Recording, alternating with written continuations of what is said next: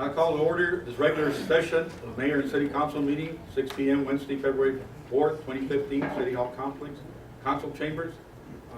The amended agenda. Will you please stand for the Pledge of Allegiance and remain standing for the invocation. I pledge allegiance to the flag of the United States of America and to the republic for which it stands, one nation, under God, indivisible, with liberty and justice for all. We will have the invocation now by Pastor Hector Lopez. Would you do us the honor of the invocation?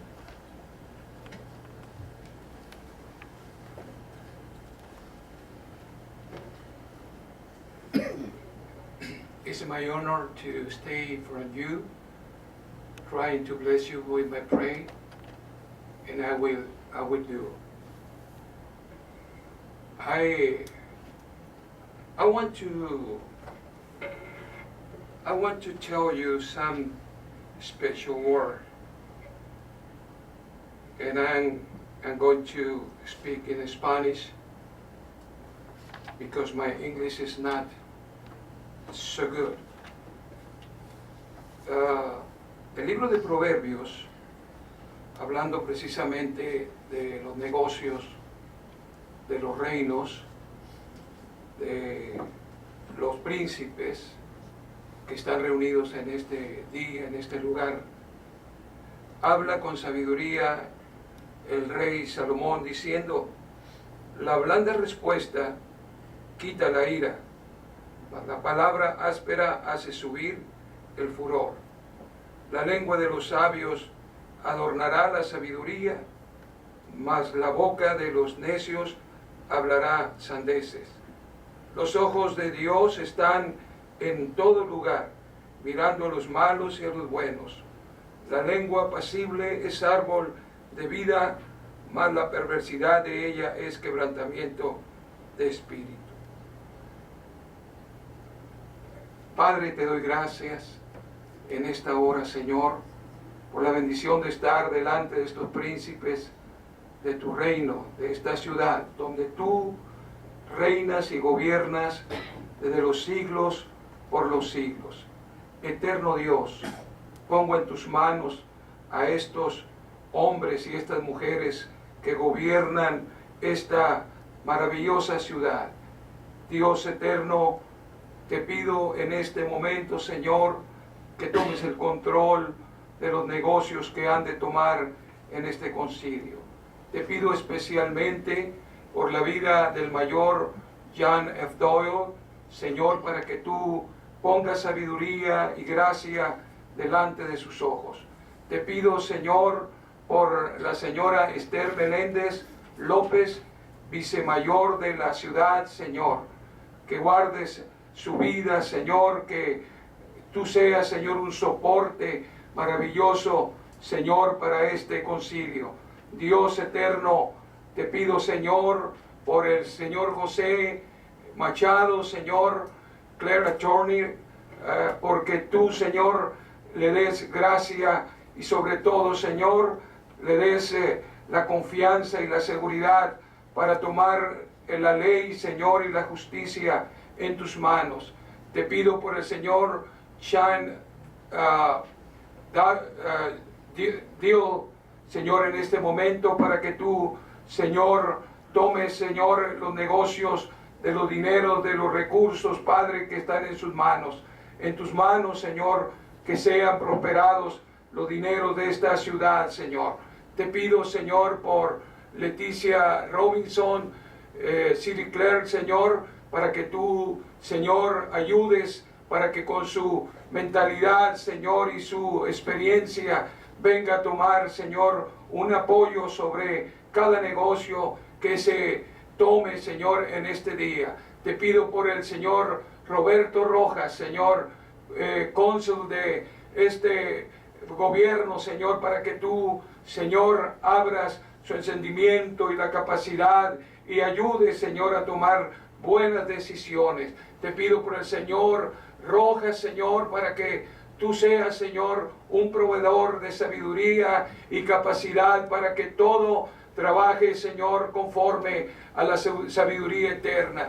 Te pido, Señor, por el señor Parada, Señor, que tú seas con su experiencia, su sabiduría, Señor, lo cubras con tu sangre preciosa. José Díaz, Señor, también te lo pongo en tus manos, a este por, Señor, de gobierno, Señor, que sean, Señor, capaces de discernir y entender, Señor, qué es lo que tú quieres para esta ciudad. Señor, que esta ciudad pueda ser cambiada y modificada en todo momento, pero bajo tu dirección. Los cubro, Señor, bajo el manto de tu gracia y la unción del Espíritu Santo, para que todos, Señor, puedan trabajar acordes en unidad, en armonía, como tu palabra dice. Mirad cuán bueno y cuán delicioso es habitar juntos en armonía. Padre Santo, en tus manos está esta ciudad, en tus manos están estos negocios, en tus manos están estos maravillosos hombres y estas mujeres, Señor, que tú has de tomar en tus manos, bendito Señor, para que esta ciudad sea lo que tú has soñado, una ciudad de bien, para la gloria de tu nombre, en el nombre de Jesús. Y todos dicen, amén. Amén. Que Dios los bendiga, es un grande privilegio para mí. Te quería pedir, no tenemos al regidor Acosta y tenemos al señor Lucero, que es el nuevo regidor, si podía pedir la bendición por ellos también. Oh, por supuesto. Para que se alivie el regidor Acosta. Es que está un poquito enfermo. Entonces, ¿quién es Acosta? Yo Acosta y el señor Lucero. Oh, disculpe, I'm sorry. Señor, te pido, Señor, especialmente por el señor Lucero, Señor, que tú seas con él, Dios mío. Guarda, Señor, su corazón y su mente, su vida.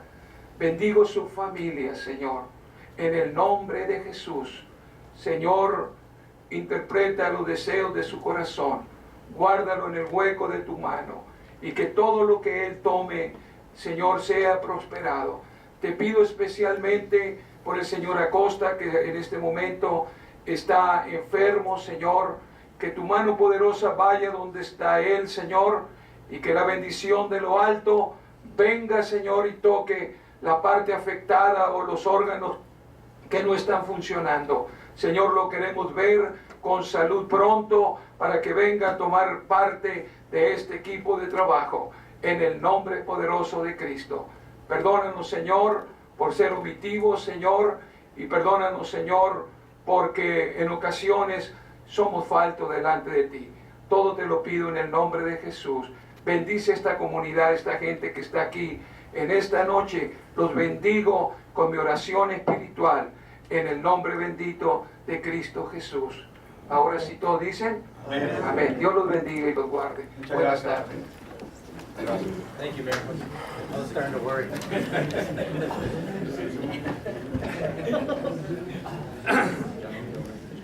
Okay, do we have a call to the public? I don't have anything. Okay. Going to line 5, presentation, and I believe that we have a presentation, and number line 1, presentation and possible discussion regarding economic development and tourism initiatives. Is that, Aaron, would you enlighten us a little bit with it? Just press the red.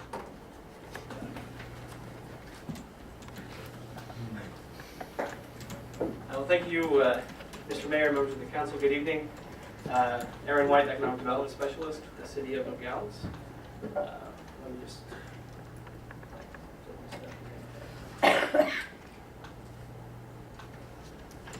Mr. Diaz, you would do me the honor, absolutely. Thank you very much. Well, Mr. Mayor, if I may. Okay, thank you very much. It's been a few months since I've been in front of the council and in front of a couple of new members, Mr. Lucero and Mr. Rojas. So just wanted to bring the council up to date on a few of the initiatives that we're working on in the city in regards to tourism and economic development. So we'll just move right into it. About a year ago, the Arizona Office of Tourism performed a study in regards to tourism in Nogales. And that was presented to the council just about a year ago, maybe a little more than a year ago.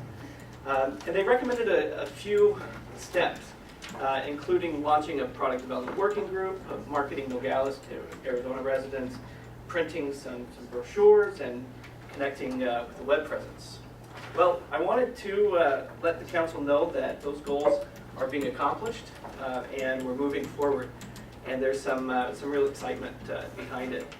So our Economic Development and Tourism Advisory Board, Tourism Task Force got together, and we created the official visitor guide, which I have brought in front of this council.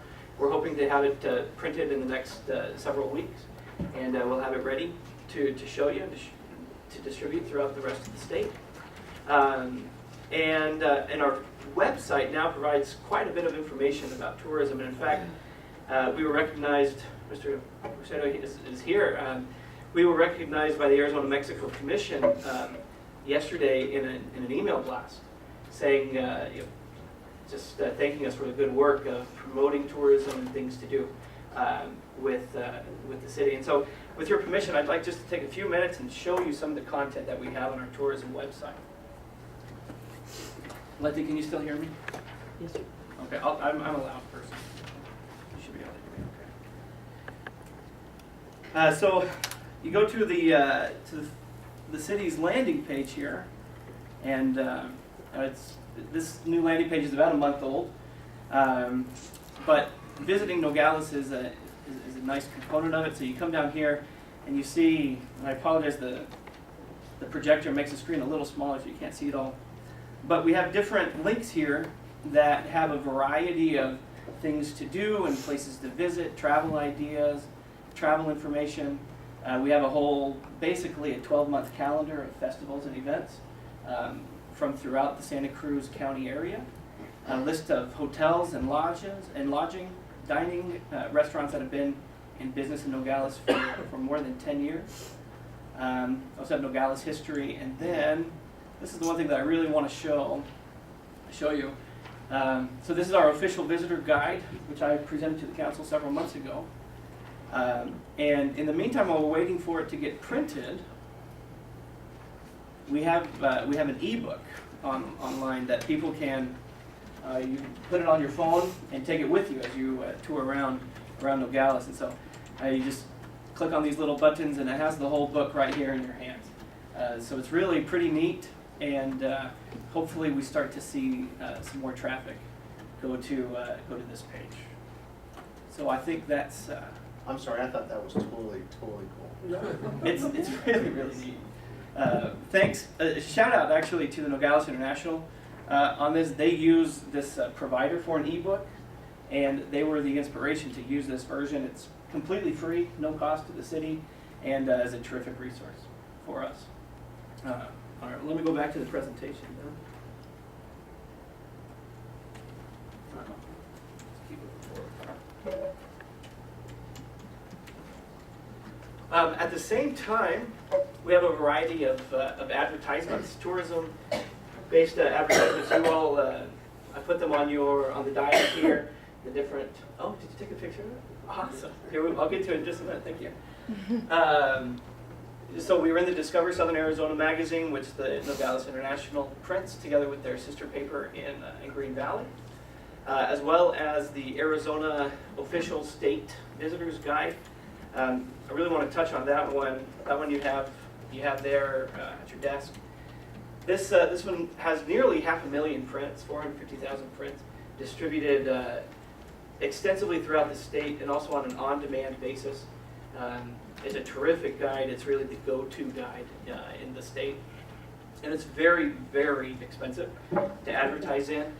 The only way we could do it was through a cooperative ad with all of our friends and partners from throughout the area, including the Chamber of Commerce. So thanks to our partners to make that happen.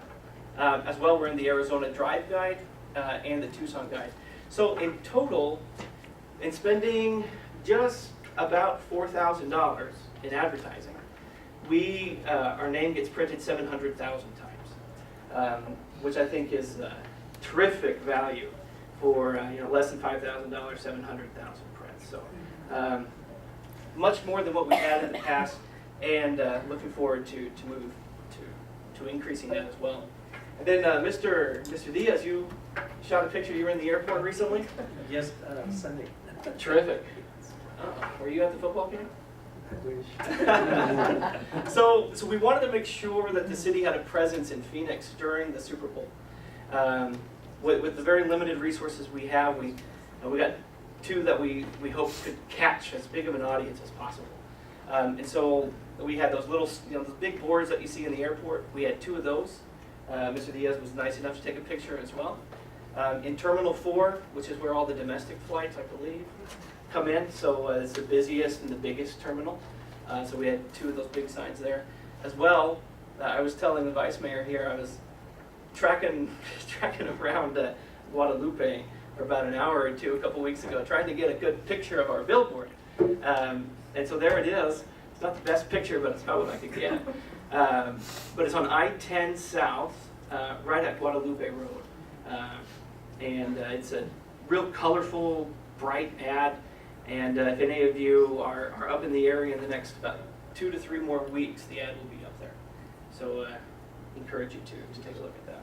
Is that right off I-10 there when you're coming in? It's right next to I-10, yeah. You don't see it as you're heading northbound. You see it as you're heading southbound. And the thought with that was we want to capture that southbound traffic, right? If people are heading to southern Arizona, get our name in front of them. And also that's a real congested area during rush hour. It's bumper to bumper for a couple hours there. Yeah. And so, but of course, yeah, it feels good that we have these types of steps moving forward, that we have some advertisements. But we want to make sure that we're spending our money wisely. And so we're doing some initial evaluations of our advertisements, and primarily with Google Analytics. We want to drive traffic to our website. And initial Google Analytics look good. The prominence of the visitors page is moving up, which is very, very nice. As well as some anecdotal information. People have been telling me, hey, I saw your billboard, or I saw this, and at least our names getting out there. And I think our next presentation with the Visitor Center, I think we'll continue to see that visitors are coming to the area, which is exactly what we want. And of course, we're looking forward to next year and hopefully being able to do more if more funds are made available. And so with that, that's kind of the end of the tourism bit. Any questions or comments? Yes, Mr. Councilman Shay. Thank you, Mr. Mayor. Aaron, how do you quantify whether it's being a success or not? Yeah, that's a terrific question. So number one, like I said, Google Analytics is the big one where we see number of people landing on our visitor page. So Google Analytics allows you to go in and really dive down into detail as to acquisition and behavior on your website. So where people are coming from and where they're getting their information. But that doesn't translate to dollars necessarily.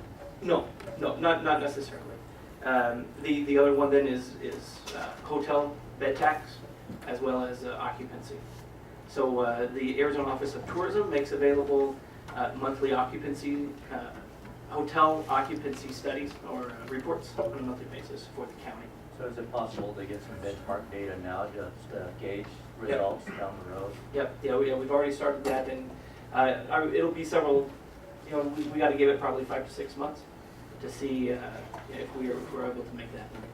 One of the things I brought up during one of the UTAB meetings was all the focus was Nogales to North, and pretty much our clientele in Nogales is Nogales South, and was wondering why we hadn't targeted the same level of advertising points south. Yeah, Mr. Mayor, sorry, I didn't finally. Yeah, that's a terrific question. So the Office of Tourism Study, they want us to focus on the lowest hanging fruit. And I think there are two. One is the people that are already in southern Arizona with disposable income. And that was really who we wanted to go after first.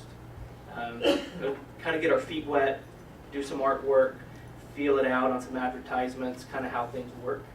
And then if those things are working and we see increased bed tax and increased occupancy in our hotels, then we start looking at publicizing south.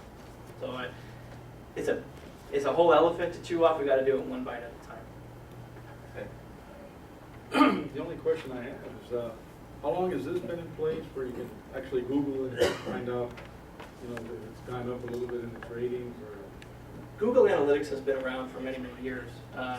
But what we are, the website itself, or the web pages dedicated to tourism within the city's website, are new within the last about 2 or 3 months. Can you tell the hits you're getting there, or? Yep. Yeah. Has it been going up gradually, or? They are, yeah. So at first it wasn't even measured because it just didn't have the volume on it on the visitor page, and now it's one of the primary secondary landing pages on the website. So people go to the landing page first at nogalescc.gov, and from there they go to a variety of different pages, and our rediscover page, or the tourist page, is now one of the top about 5 or 6 secondary pages.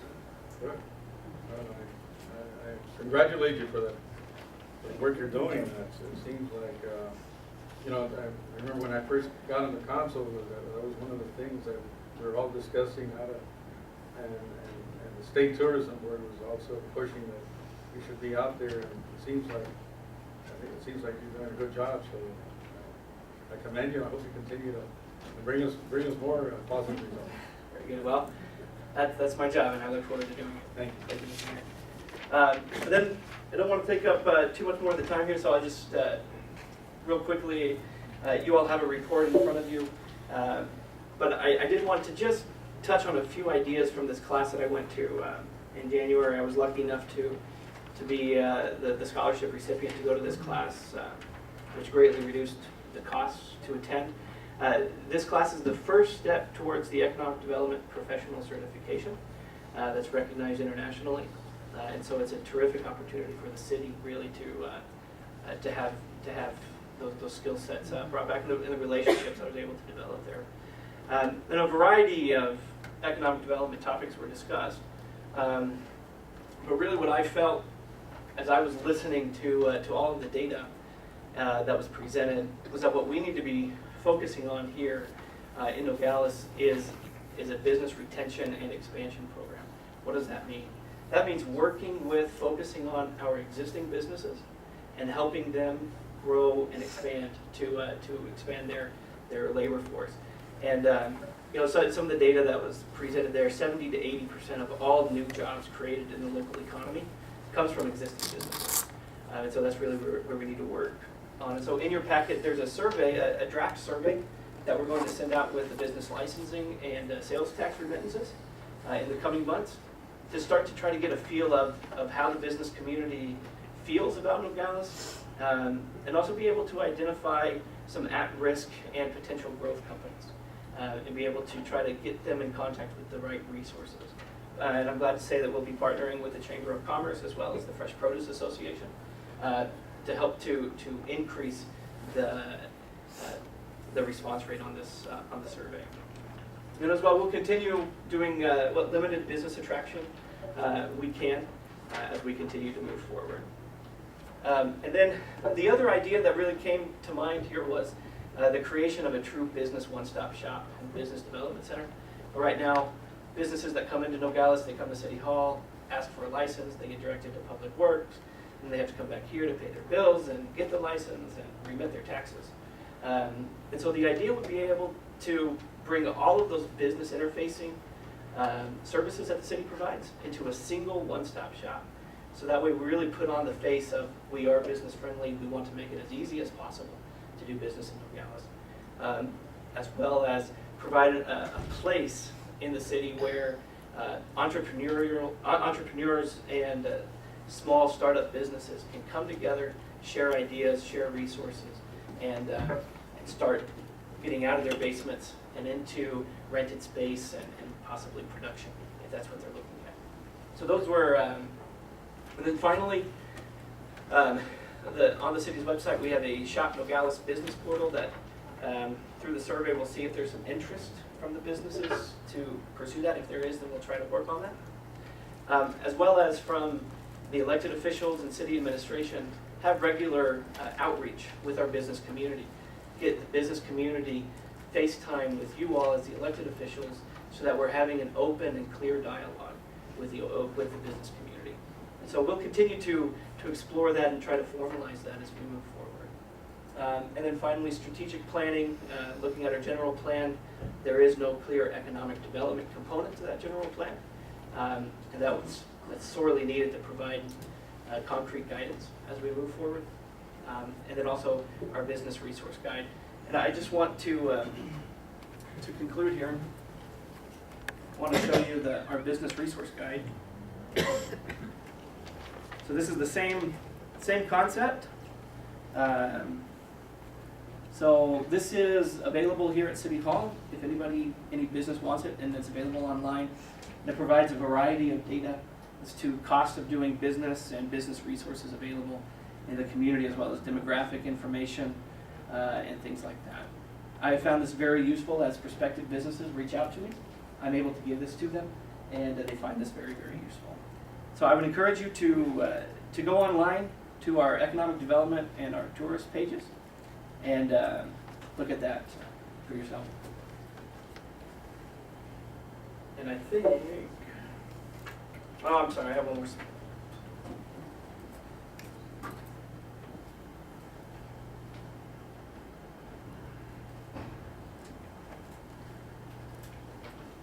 And then just wanted to update the council on the initial EdTab goals. We did create the community resource guide, which I just showed you.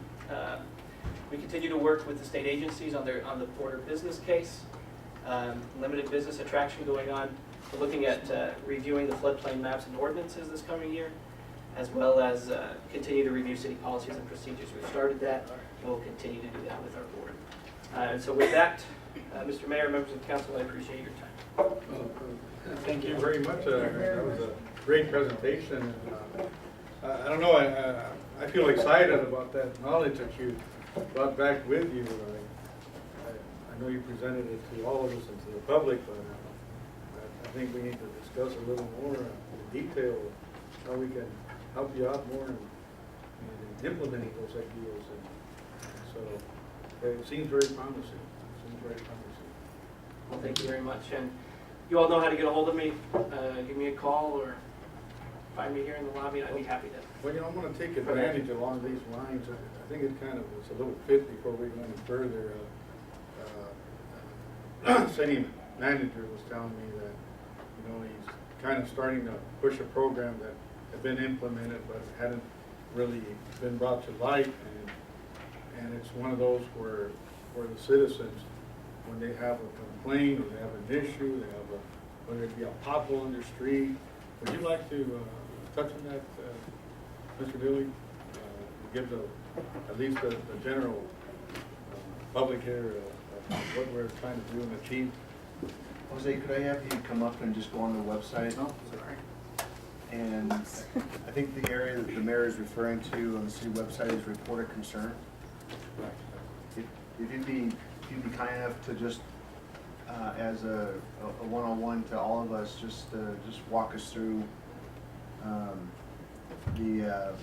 kind of how it's designed and how a resident can get on there or a business person can get on there and provide the city input that would improve their quality of life. The report. Good evening, Mayor and Council. My name is Jose Contreras, the MIS manager. The report of concern is more for residents, for them to be able to report different issues that they may have, potholes. We have different requests that we have, broken street lights, just that type of thing. We are in the process of getting a mobile app that we should be able to launch here in the next couple of months that it's the same ties to the system, and we'll be able to, the resident will be able to take a picture and it GPSs it, and they can send it right to us, and we'll be able to deal with that.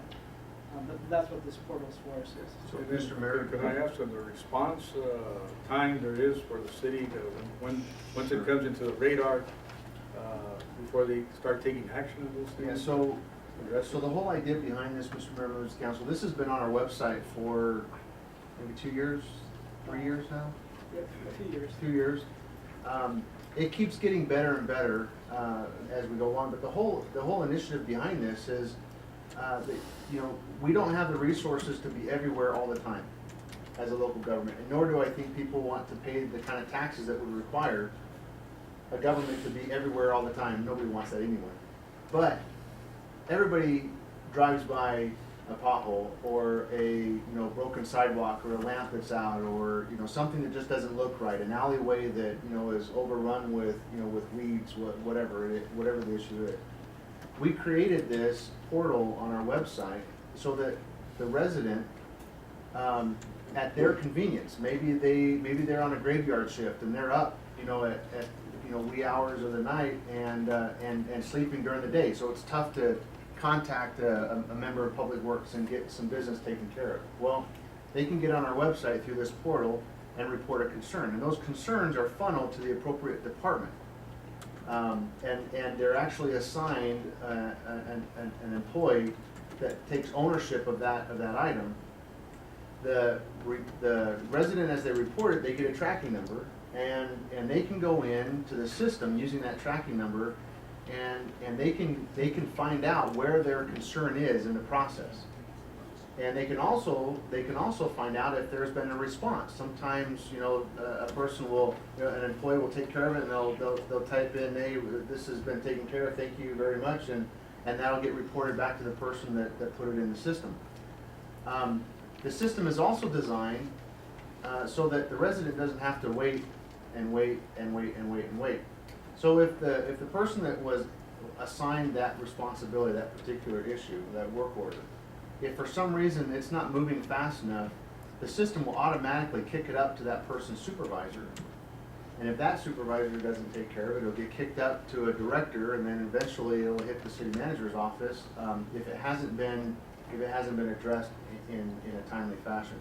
So that's just an escalation feature in this application on the back end, so that we can make sure that we're responding to the general public's concern. It seems to me it's a great system, and I hope that the public uses it. And I can see where maybe there's whether it be a condition on the road or something that might get reported by a few or more than one person. I'm sure that it'll get more attention and say, it'll put it in a different level, or depending how many complaints you get for the same thing. That's my next question. If it's already created, when you go to submit it, it'll say that it's already been. But all of them get attention from the system. All of them have a track on it. Yeah. An escalation. And an escalation. So there's supervision in that also along the line. Eventually, something might come to you. Eventually, an email will hit either Mr. Kissinger's box or my box, depending on the department. Yeah. And it's a good system. Thank you. Well, it's encouraging to know that we have some systems in place like that. And again, I guess there's always the normal way of just calling and letting us know. But hopefully, we'll take care of those problems. I know we had calls to the public, but I see somebody out there. Mr. Chamberlain, were you a little late today, or? I was.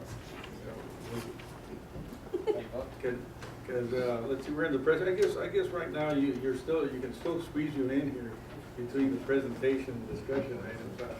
Just go ahead and come up and state your name and address. It'll be quick.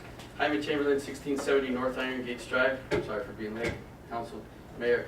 I just had an issue on number one. Thank you, Aaron. That was a fantastic thing for economic development. I would question the reasoning as to why northern business was the low-lying fruit. In my opinion, it's the southern area, which in Mexico, what to Mr.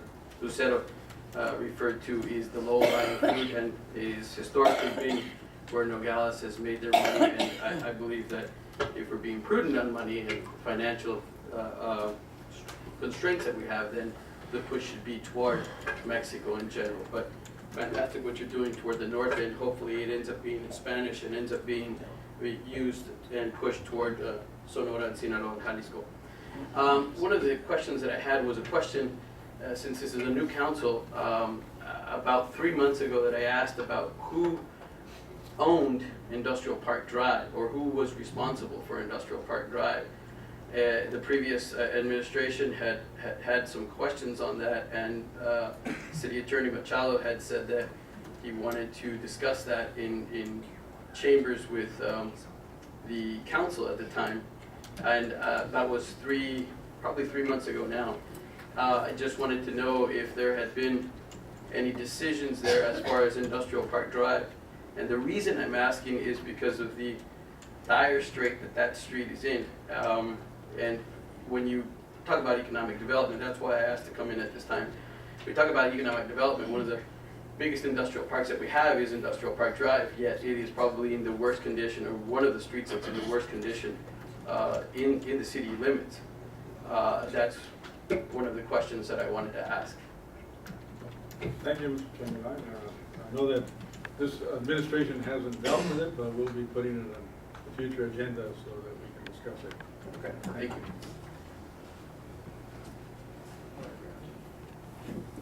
Okay, under line 5, number 2, the presentation of the quarterly report by Nogales Chamber of Commerce. Mrs. Kramer. Thank you. State name and address or business address. Good afternoon, Mayor, City Council. My name is Olivia Ainsa Kramer, and I'm the Executive Director for the Nogales Chamber of Commerce. And I'm here to give my quarterly report for the Visitor Center. And so far, as you already received the reports for the Visitor Center, it was a very successful year. The numbers on the visitors they were increased, and I concur with Aaron. I mean, we've been very busy, not only with visitors, but also calls and emails. And one of the things that I wanted to have as an observation for the website, we've been getting some of the calls back to the chamber, because on the website of the City of Nogales, it doesn't say who would send a package, a visitor package for anybody that is interested in getting something like a hard copy, not going to the technology. So if I could ask maybe to take that in consideration, then maybe they could go ahead and direct that to the Chamber of Commerce. As you already saw on the visitor packages that were mailed on 2014, there were 201 packages, just visitor packages mailed to people interested in coming to this area. And it's not only Nogales, but it's also Santa Cruz County. So maybe that would also help us in conjunction with the city to go ahead and work and promote the county, you know, in a very positive way by sending also information. Also, as you already saw in this report, I would like to mention that the phone calls and emails asking for different information about tourism here in the area were also increased. Now we are providing you with data of how many calls, how many emails we were receiving at the visitor center. And it has been a tremendous year for us as a visitor center providing this kind of services, okay? Even though the Chamber of Commerce is only, or the visitor center is only open Monday through Friday, 9 to 4, we still provide all the services to the visitor, okay? For the phone calls and emails for 2014, there were 1,100, and I have to say that a lot of these calls or emails sometimes, because it's based on the volunteers register and everything, we say that it's an average of 1,100 phone calls and emails. And thank you, Letty. You always refer visitors to us too, as well as the Santa Cruz County, and we provide this service to them too. As a walk-in visitors for 2014, there were an average of 3,400 that visited that center, and were provided with information about the county. January 2015, this is a record breaking for us, because so far we had helped 346 visitors just for the month of January, which is really good. And I have to say, I was in the Super Bowl, okay, Aaron? And I saw a lot of information about now how we're promoting, and we were able to participate with another visitor centers, and we were able to pass information about Nogales and Santa Cruz County. Of course, the Nogales International have to pay the mailing for all this because we were passing the Discovers magazine, which is really good for us. It's a good magazine to promote Southern Arizona. And if you're, I'm open for questions. Anybody that, oh, I'm sorry, and I forgot to mention that we are participating with Casino del Sol and Diamond Casino and a tourism conference that is going to be held in California, and they invited the chamber to participate with them. So that's another good opportunity, and that's going to be in April. Okay. The other report that I have is that we are participating on a project that you're all aware about the Nogales Tourism Partnership and an ad with the Discover and as well as the tourism magazine, okay? So that's another project that we also participate in. And I'm open for questions. Any questions? Thank you for the work, and I'm very impressed with the numbers you put out for the people that are visiting and the vendors interested in the place. I think you're doing a great job.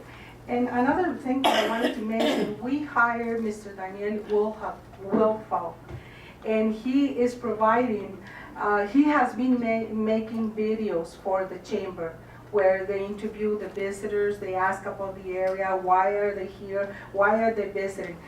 Today, it was published on YouTube. This was the first video. Today was the first time that anybody saw. As I left at 4 o'clock, the Chamber of Commerce, we already had 221 hits in one video. So that was amazing because we never thought that it was gonna be such a positive feedback from the tourists and also why they're coming to this area. And I know that a lot of partners, a lot of other business owners and a lot of people that are working on, to give another positive image about Nogales, I think is the teamwork, the one that is making the difference. Yes, Councilman Zeta. Thank you, Mr. Mayor. Olivia was, I guess, going back and forth between your information and Aaron's information. So is the Discover and Tour Southern Arizona, is that part of the advertising you're talking about? Yes, it is, Because I got on that website, and I guess it was just a little bit confusing because I think the one is the Tour Santa Cruz AZ. Is that website still under construction? Is that the one that's under construction? As far as I understand, yeah. Yeah, tour santacruzac.com or Yeah, something like that. Yeah. Is that the one that we're a partner with? Yes, unfortunately, I had sent several emails with some of the discrepancies that I had seen in the website because we had visitors calling to ask us about what is going on with the website, who's gonna send me the package. So I related an email with the support of the board, approval by the board, that we needed to get more information because it's incomplete. We've been getting calls about who's gonna be responding to the email.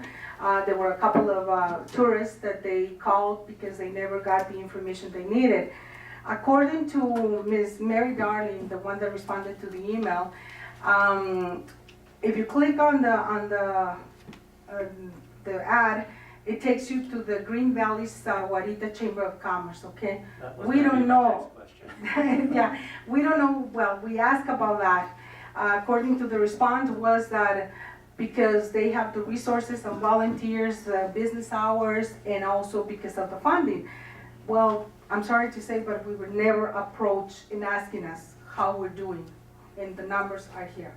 We are providing information, we have the visitor center, thank God we've been able to get more volunteers to cover that visitor center, but that was another observation I had.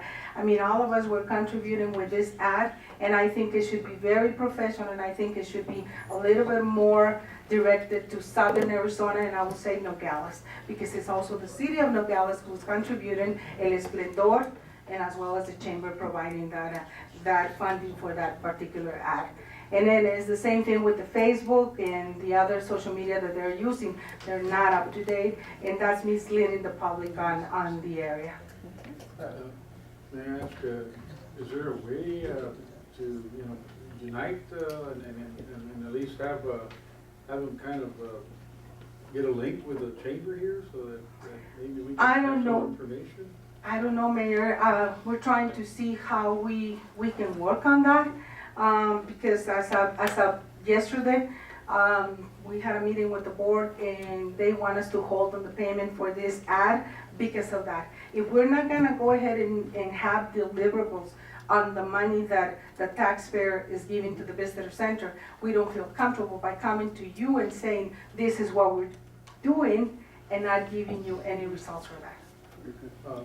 Councilman Lucero? Yeah, Mr. Mayor, I mean, when you see the ad, the print ad, it looks good, and when you go to the web page, it was kind of cumbersome, but I was able to maneuver around and get to the links of all the other participants, and once you got onto their web pages, you could get a lot of information of each of the participants. But as Olivia stated, the first thing it would take you to was Green Valley and Sahuarita, and I had to go back and look to make sure I had clicked on the right link, because it said Santa Cruz AZ, and I was trying to figure out if Green Valley and Sahuarita were in Santa Cruz County or not, but apparently in the ad they are.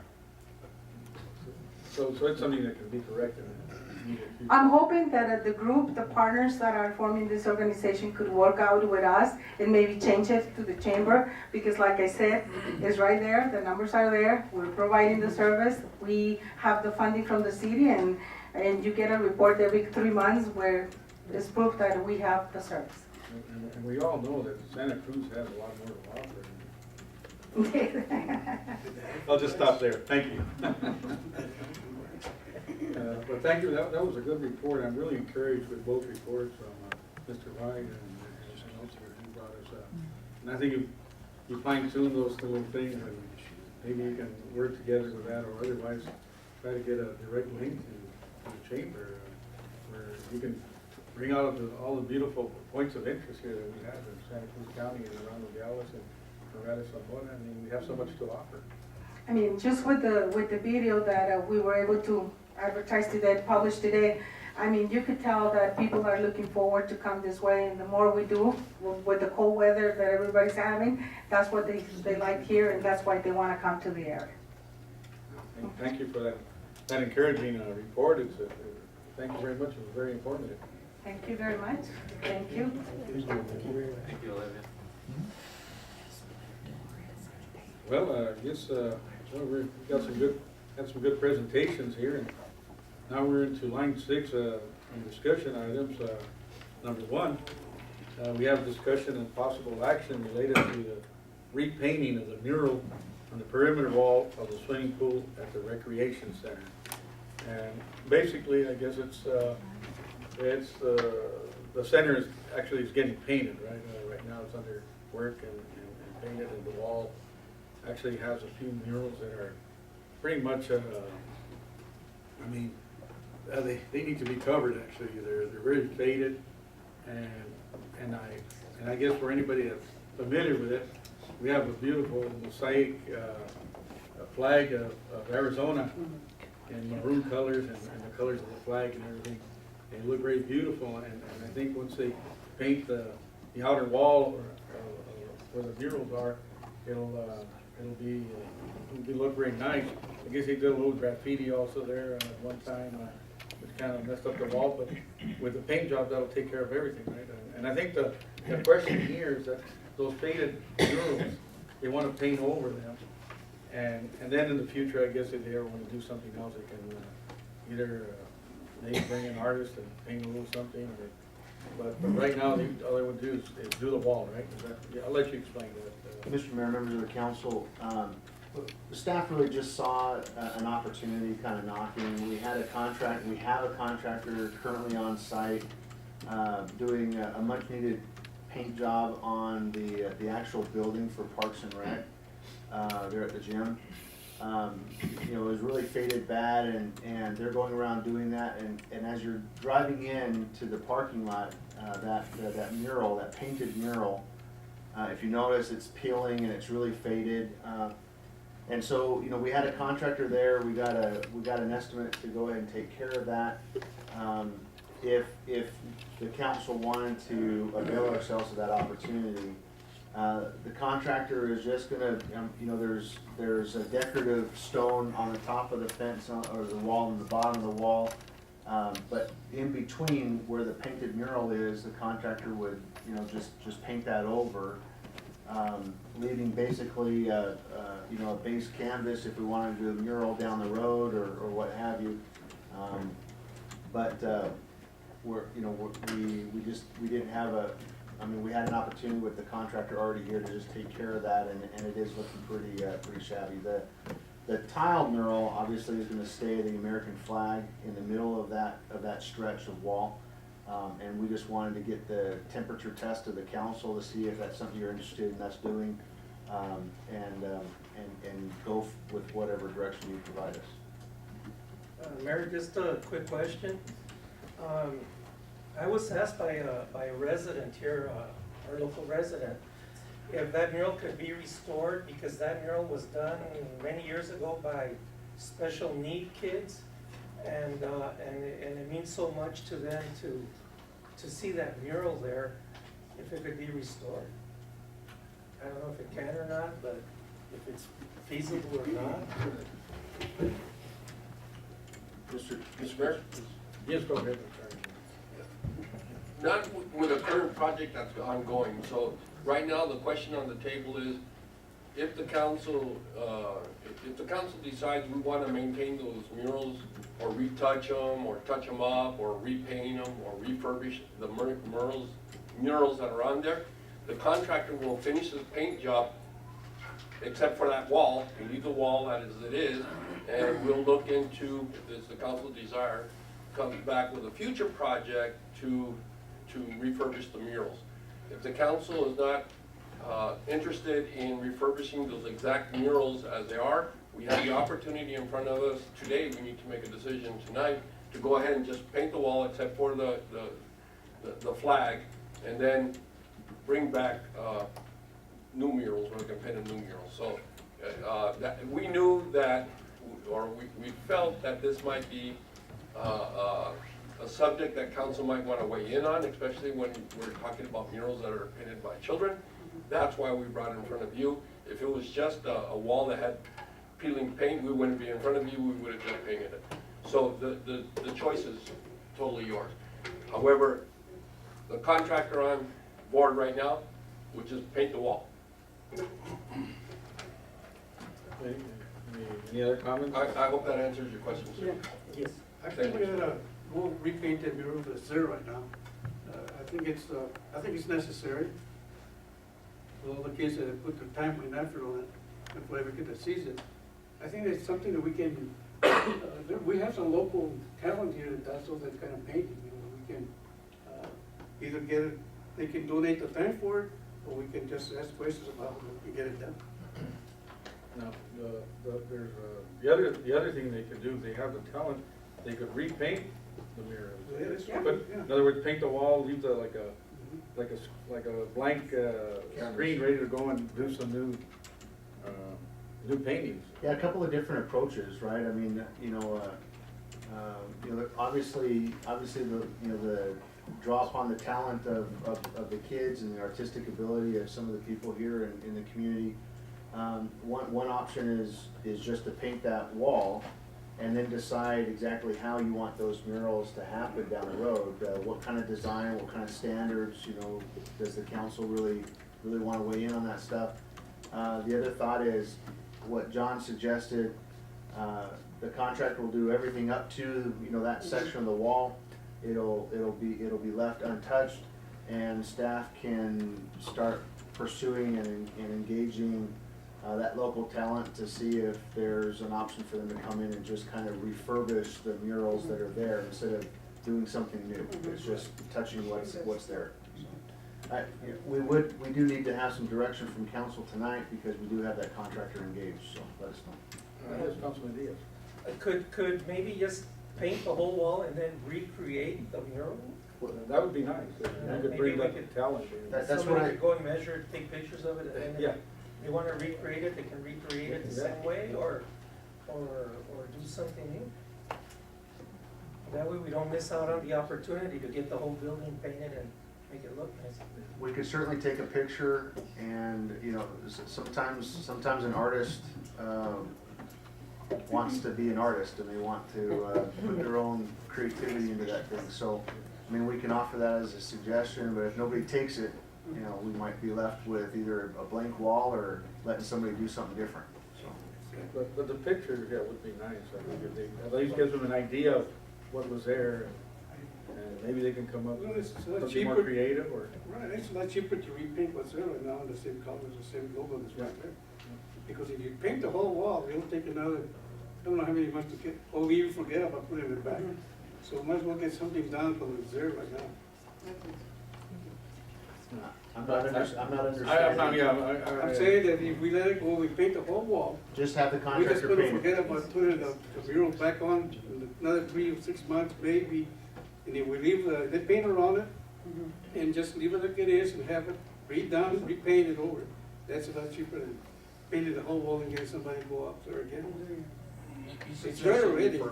Yeah. Yeah, so what you're suggesting is have the contractor do everything but that part, Exactly. and then we go down the road and see if we can get somebody to come in and refurbish that mural. I think you just need to call it to a vote maybe in terms of, well, I got those two options, I guess. I guess, if I understand correctly here, then, leave all the paintings and the murals that are there. Yeah. And then paint the rest. But in order to do that, I think the contractor's gonna wanna charge or not deal with it, because it's, you know, it's so much easier to just go and paint everything. But if he has to separate, make sure that he doesn't damage one of the paintings, then. Mr. Mayor, he won't paint that whole wall. He'll Oh, paint all he'll the just side leave- walls, leave it he'll like paint the that. building, but that Oh, whole so that wall, wall will just leave it alone? he won't touch it. Oh, okay, that's what it And is. he'll still charge for that, right? He'll still be charging for the whole building, right? Yeah, he's gonna, He's gonna charge us for the wall, do it or not do it, he's still gonna charge for it, right? that I'm not sure of. He probably won't charge us for that wall. No, he's gonna paint the backside of the wall. We were just waiting to see whether he was gonna include, we were gonna include the front part. So the question then is, to leave the wall as it is. Leave the wall as it is right now. And that's, The okay. question we need tonight is leave the wall the way it is, Yeah. or paint it. Or paint it. And, well, I'll make a motion to Make leave a the wall as motion, it is, to repaint the mural and they would like to go then to paint it later on. well, see, no, they're not gonna paint at all. No, I know. Let's not use the paint word. In other words, leave the wall as it Leave the is. wall. That's your, can you make that motion? I just have one more comment. We had a painter paint the Cross of Malta at BFW.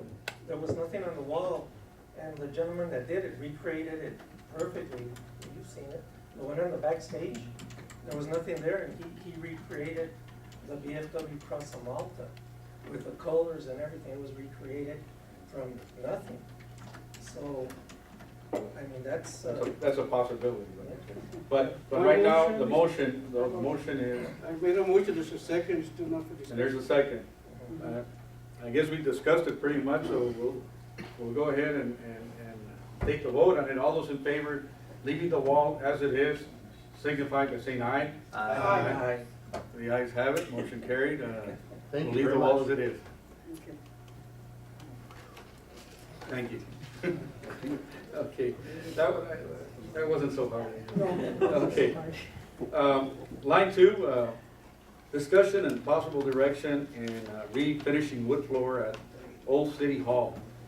Funding to come from residual allocation from clock and balcony refurbishing project. And I went ahead and put that in because we're looking at the, I guess at the centennial that's coming up on us in the middle of the month. And the floor needs the work just to keep it in good condition. So if we're gonna have to do it anyway, we might as well try to get it done right now before the 15th of the month. So when they have the centennial celebration, hopefully all those people that have been working hard and volunteering their time will be encouraged that the city came through on time to have those floors done before the 15th. And basically, that's the reason for that. All it is gonna be, I guess, kind of refinishing the wood floors so they'll be sealed and have their gloss and life back to it, restored back to it. So that's what this is about. And does anybody have any comments on that? Yes, Mr. Mayor, so the cost is gonna come out of the funds that were allocated for the clock repair, and there's enough money there to cover that, Yes, refurbishment. Mr. Mayor, members of the council, Councilman Macedo, probably before we get any further into the conversation or the discussion, if we could turn some time over to John. He had a recent conversation with Mr. Montiel, the school district, the coordination of things, and with Mr. Bachelier, who's kind of as close to a local a resident expert as we can get as far as staff goes. Just give you a little more information on where we're at and what you actually need to be considering tonight for possible action. Thank you. Mr. Kidd? Thank you, Mr. Mayor. Late during the week, we got this task in front of us, so we try to get as much information as we could as far as the wood floor up there on the second floor of Old City Hall. Good news is, there's good news and bad news. The good news is that with city staff and school NUSD resources, we're going to be able to strip and polish the existing floor as it is, okay, without needing any real additional funds tonight. The bad news is to refurbish the floor to make it nice, not just clean, but nice. We had a contractor come in from Tucson. We met him around 10:30 and 11 o'clock today, went and showed him the entire floor. I think I forget the dimensions of it, but it's gonna be because a lot of the flooring is gonna need to be replaced. Some of the flooring, the wood's actually buckled, so you can't fix that, you can't sand that down, you have to pull it out and replace it. And the entire floor needs to be completely sanded, and sanded quite a bit. So the cost, and I say these are rough cost estimates, are gonna be somewhere between $8,000 to $10,000 to do that floor. That's replacing wood, sanding it down, and totally refurbishing. The initial cost that we got just to sand it down, strip it, and put new stain and polish it was between 2 and 3, but with the actual replacing of the wood, that's what drove up the cost a little bit on it. And so the other alternative is that between city staff and the other staff, they can actually Mr. Mayor, yes. give it enough of bring the wood back to life a little. Mr. Mayor, between now and February 15th, city staff is going to do its best to strip and polish that floor as it looks today, as the floor that's there. What I'm talking about between that $8,000 and $10,000 would be something that could not be done between now and the 15th, and something we would have to schedule in the future. So the decision, the decision to allow us to spend some of that residual funding really doesn't have to be made tonight to accomplish our goal for the 15th. Well, I think what we had in mind was that just to give it a good look and give it a little restoration. I think if you're able to get that done, that's great. So when we get some firm quotes, written quotes or something back to you, we'll bring it back in front of Mayor and Council. Yeah, but right now, you feel that with staff, you can get the job done? Did I get that? No, I mean, just to clean it up. In terms of cleaning it. Right. Right. Yeah, no. So, Yes, I'm sorry, So, Vice Mayor? We're talking about $3,000 to do that? no. How much? It's in To To just, No, I'm sorry, I misunderstood you. just to clean it up and all that, how much will it cost? nothing. Oh, okay. That's it. Well, it doesn't cost us any, we don't have to write a check for it. We're gonna do it with in-house staff, with the supplies we have, and with a partnership with the school district and their supplies and their buffers and stuff like that. Oh, I'm sorry, Councilman Joseph? Mr. Mayor, perhaps when we look at the long-term or the bigger project, it could be an ADA issue and be applied to that CDBG grant that we talked about last meeting. So I guess would be better to leave it for a future date. Okay, so I just got corrected. What in-house staff is gonna do is just clean it. They're not gonna seal it or put any wax on it or anything. And the reason why they don't wanna do that is because if we do that, that's just gonna cost that much more to sand that portion down. So all they're gonna do is just give it a very good clean. Very good clean. No seal or no wax. Bring some life to it, I guess. That's what we're saying. And we're actually thinking down the road, maybe of getting some extra funding To do so that. maybe that's a time that we could address a more serious problem. Yes, sir. Okay, that sounds good. Well, that's pretty much what's on. No action is necessary tonight. No, there's no action, so I guess that's great. We're gonna save some money. Thank you very much. Thank you, John, Marcel. Thank you.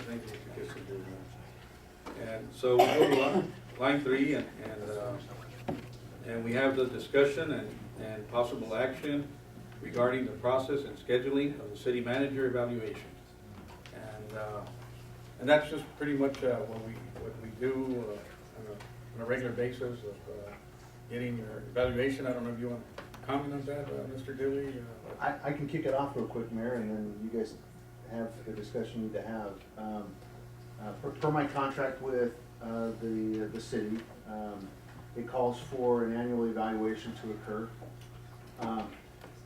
Oftentimes it's difficult for elected officials to weigh in objectively and quantitatively on the evaluation process, and the International City Managers Association has tried to help out with that a little bit by putting together a series of questions with a scoring mechanism to it for city councils to go in and weigh in. Every 5 years, because of my credentialing status with ICMA, every 5 years I have to do a 360-degree evaluation. But rather than just do it every 5 years, I just incorporated that into my annual evaluation. So every year, it's not just the city council that weighs in on my evaluation. It's also the directors that I work with most frequently, in terms of a direct report and relationship. They all have an opportunity to answer questions. It's done through SurveyMonkey. It's all electronic. You can do it at any time you want, from your bed on the iPad or whatever, right? But it makes it very convenient. And if it pleases the mayor and council, maybe we can have Elva stand up, our HR director, and just kind of walk you through the process and what kind of timeline that Mayor, you and Elva have kind of discussed at this point. Sorry. Hi, good evening, Mayor, Council. My name is Elva Rio Chavez. I'm the HR director, and I actually, if you mind just taking one, and I can walk you through the timeline. So I put together the timeline as far as when the performance evaluations are due to HR and all that, so I'll walk really quickly through this. So by Friday, in your inboxes, you will have the performance evaluation that you need to complete.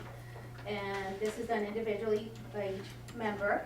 And the evaluation form utilizes 10 core competencies areas, meaning that you get the city manager gets evaluated in individual characteristics, professional skills and status, relationship with the elected members, the recordings, citizen relationships, staffing, et cetera. So it's a very easy evaluation. Obviously, available if you have any questions on filling this out.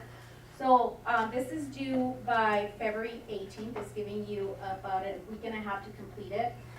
You can return it back to me or to the mayor. Once I get all the evaluations, then I combine the information and create one performance evaluation, which is given to the city manager.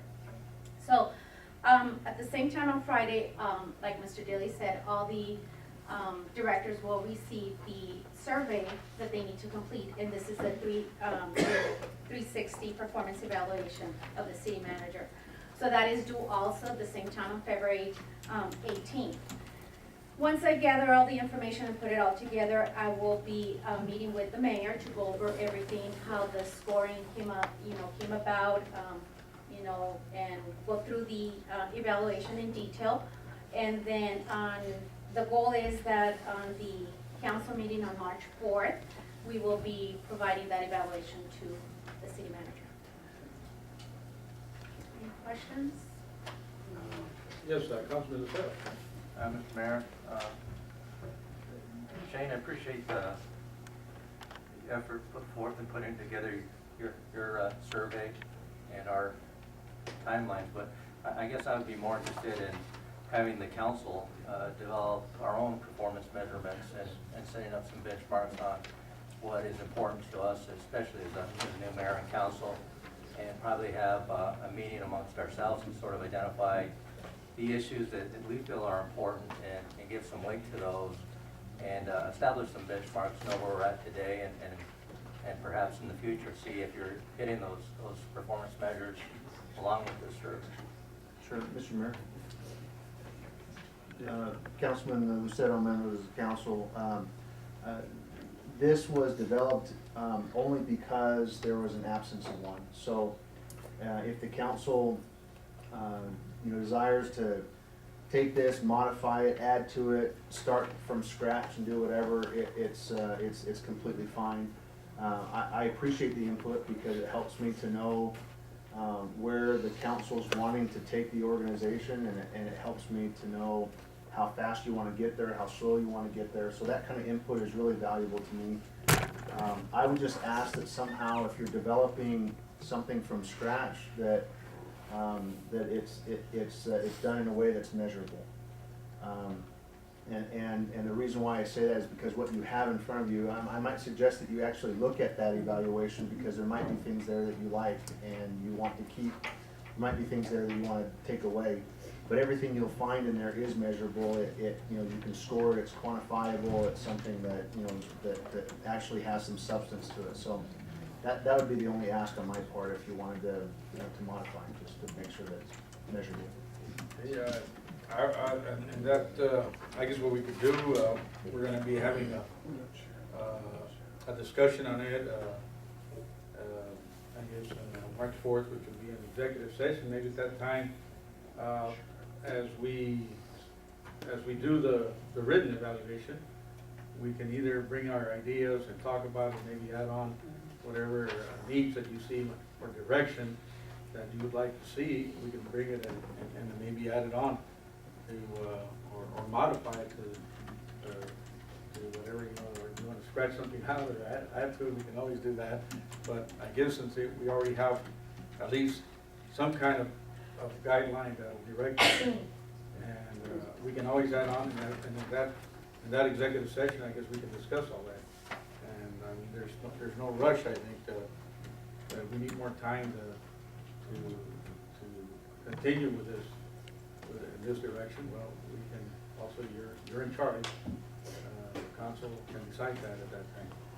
Is that fair enough for the council? Okay. Mr. Mayor, can I just, for clarification, so the suggestion that you go forward to the council would be to, at least for the time being, go through this exercise, and when you guys reconvene on the outcome of this at your March meeting, if there's things that you want to change at that point or add to or take away, you would have that discussion. If there would be if you did want to make material change to the process, you then would just tack on more time so that you could add an opportunity for me to become informed on that and understand which way you guys want to go. That's the suggestion. Yes, that's what it is. Does that sound fair? I'm at your pleasure. Okay, all right. Yes, Councilman Seta. Mr. Mayor, I guess what I envision more along the lines is developing I guess, a mission and plan of action for us as a council to work with the manager to develop, so we can have, I guess, a plan moving forward on things that we need to address, both short-term and long-term, and that would give us the basis to evaluate how productive or not the manager is in meeting those goals and objectives that we've identified as important to us. That sounds pretty fair. Yes, we have.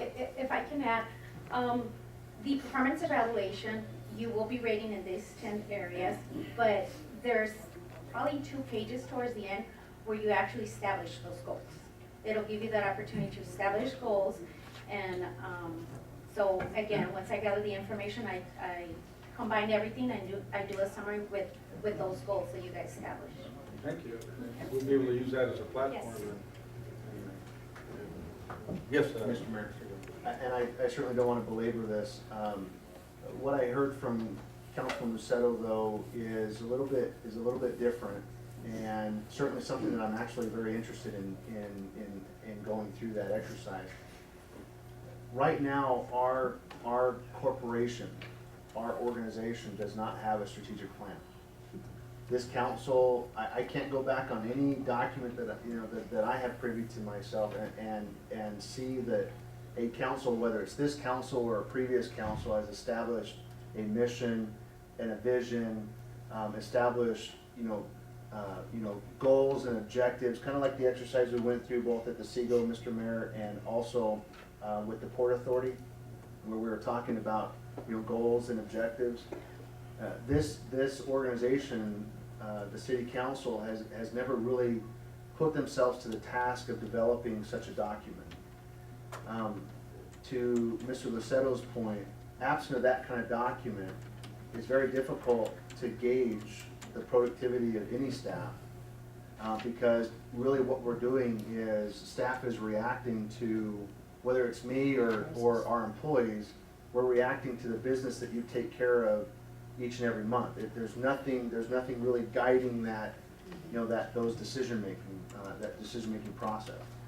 So if Mr. Lucetto's suggestion is appealing enough to this council, I'm interested in helping the council go through an exercise that would establish a strategic plan for our organization, establishing a mission, establishing a vision, establishing key goals and objectives in accomplishing those goals.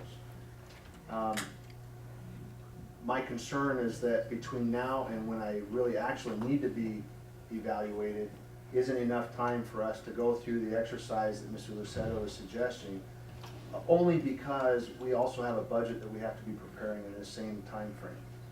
So I'm at a little bit of a quandary, but I'm actually very, very excited about the suggestion that Mr. Lucetto is putting forward for consideration. I think it's very important. We tried as a council, it'll be 4 years ago, I guess. We had a retreat, we had a facilitator come in, we actually created the beginnings of a corporate strategic plan. It just never gained enough interest and momentum with our elected officials at the time to really, finish the game and go the distance. So if there's such an interest by this council to do that for this organization and looking forward and protecting our future, I want to be there with you guys, and I want to help you accomplish that, because it would be very good. Thank you. We definitely have that, but go ahead, Mr. Councilman. Mr. Mayor, to follow up on Shane's comments, I think it's imperative that I think certainly we can't do it in the near future, but certainly within the next 6 months, we'd be able to do that. But it's critical for budgetary purposes. If we don't know where we're going, how do you allocate resources? And we do need to implement, at least a 5-year plan down the road, and I think, we'll be able to work together. We'll be fair. I mean, it's not like we're going to evaluate you with something that hasn't been there in the past. We're taking it into consideration, but what we want to do is set the city in a new direction, a more positive direction, and with a better future. So that's what we'll be discussing also in this near future, but we'll be fair as far as our evaluation goes. I have no doubt. I could begin scheduling or working with the council to schedule a special session where we could start the discussion of a corporate strategic plan and mission and goals and vision. If that's the direction from council tonight, I'd be happy to at least start that process. Council, how do you feel about that? You want to get it started now, or you want to wait till we get down the road in executive session, which would be March 4th? Or do you want some of that information already available? We can start it now, but we can do away with the evaluation for a couple of months, even if we go to the budget. Well, that'll be our choice at that time. You know, we can always be flexible, make amendments, make changes. And the thing is that we work together, which is best for this community and the future of our citizens here in Nogales. So it's just trying to get a more positive direction. And hopefully, like our tourism department and the different people that have been working, have been doing a good job. We can all improve the overall mission of the Nogales. So pretty much that's where we're heading. And you need to start somewhere.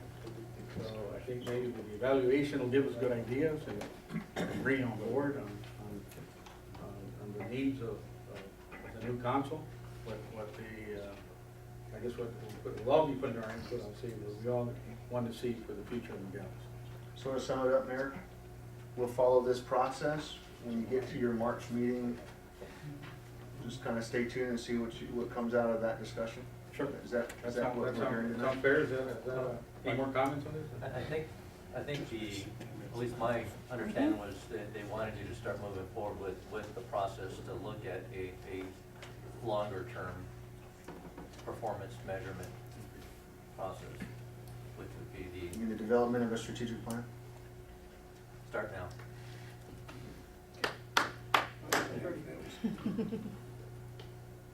Okay, so pretty much the direction of this council then, and we're all, I'm in board. okay, so it's Mr. Rojas, Councilman Rojas, are you with all the rest of us? Yes, sir. Okay, so it's the council's desire then that we start as soon as possible, and we'll use March 4th as the date that we'll sit down together. Perfect, thank you. Thank you. Okay.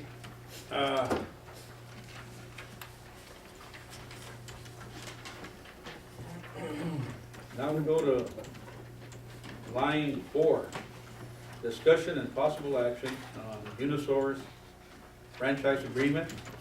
And we already had a discussion in executive session. And we're pretty much, I guess, still waiting. Last time we got together, we put a 30-day benchmark, which wasn't that long ago that we got together. So we're still waiting, I guess, till pretty much March 1st, hopefully hear from Unisource on how we're going to proceed with the office that they took away from the community and the representation we have there. So we're pushing forward to try to get that office back, and hopefully we'll reach some kind of an agreement with Unisource on that. But we need them to respond in the near future. I don't know if legal would like to mention something about that. What I would request from council is an authorization to proceed with the preparation for litigation in the event that we don't get off dead center by whatever date you establish. You said March 1, which is fine, which would be reasonable in terms of giving Unisource the time to respond. Yes, Councilman Seth. Mr. Mayor, Mr. Child, I believe when we last discussed this matter, you were authorized to work something out with Unisource within the next 30 days. Where are we in that process? Well, I think last time you asked me to report back to see what type of progress we've made within the 30 days. 30 days hasn't been out. But shortly after our meeting, I was contacted by legal counsel for Unisource, and we had a discussion. They requested that I submit a letter to their local general manager, Roberto Guevara, and copy their offices in Tucson and the general counsel, which I did, and I provided that copy of the letter to council. I think that went out, I think it's the 23rd of January. I've not had any response to that yet, but I indicated in the letter that I was to report back to the council within 30 days regarding any progress. Yes, Councilman Sexton. Mayor, I'd like to make a motion that if we do not have a resolution to this matter by February 28th, that the city attorney be authorized to take appropriate legal action to enforce the franchise agreement. Okay, we have a motion and a second that our legal counsel by the 28th of this month will start taking the legal steps and in order to bring the litigation to bring that office back, I guess, to Nogales.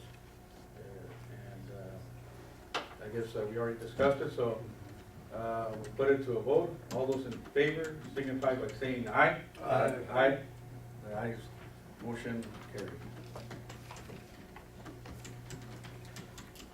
And you will be contacting Unisource? Well, the ball's in their court.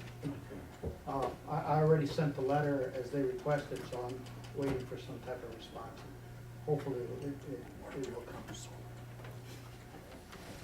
Thank you very much. Going to line 5, discussion and possible action, Unisource Hunt Power Line extension into Mexico. Good evening, Mr. Mayor, members of the council. Thanks for having me here. My name is Arlo Corwin, and I work with a company called Hunt Power.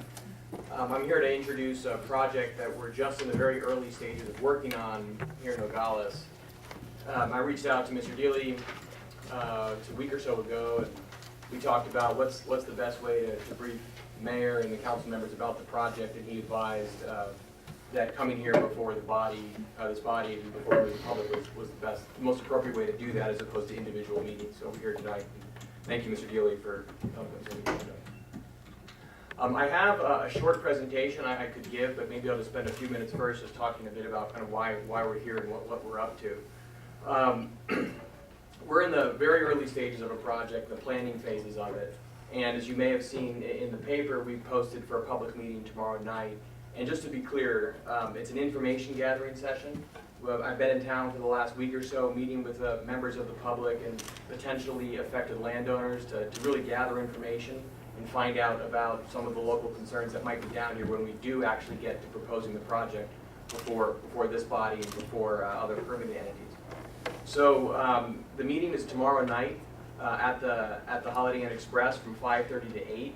I have the same presentation that I could give you here tonight. It's about 8 slides, and if it pleases the mayor and the council, I could step through that. And again, our goal is to really just solicit feedback, solicit information, tell people about the project, give out my contact information. I'm the project manager for the project.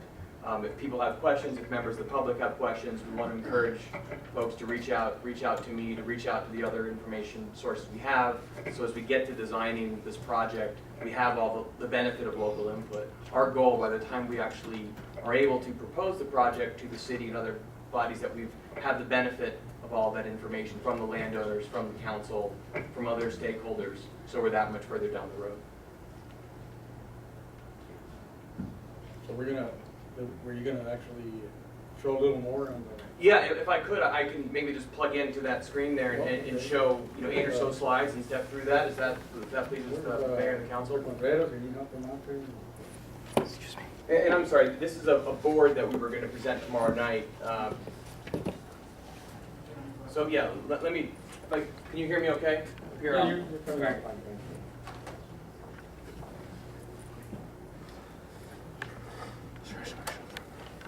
Right. So,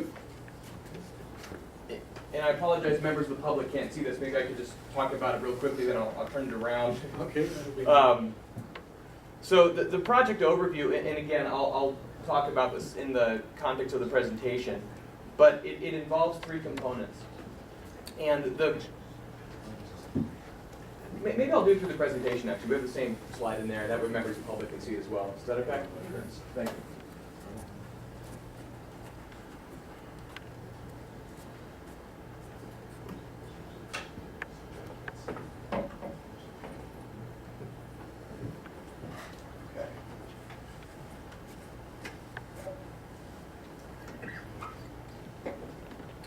Okay, so this is the presentation that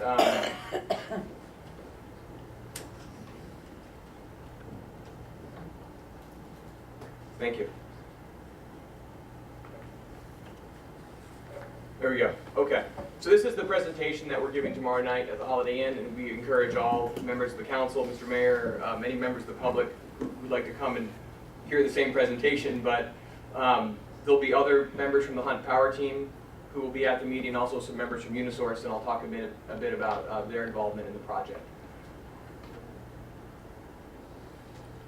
Okay, so a bit about Hunt Power. I haven't introduced our company yet. We develop and acquire electric and pipeline transmission distribution assets. We're based out of Dallas, Texas. We're a family-owned company managed by the Ray Hunt family. The family engaged in oil and gas exploration, refining, power, real estate, ranching, and private equity investments. We're partnered with Unisource, who of course you know. Unisource provides electric service to more than 93,000 customers here in the county. Larry Lucero is here from Unisource if there's any questions for him.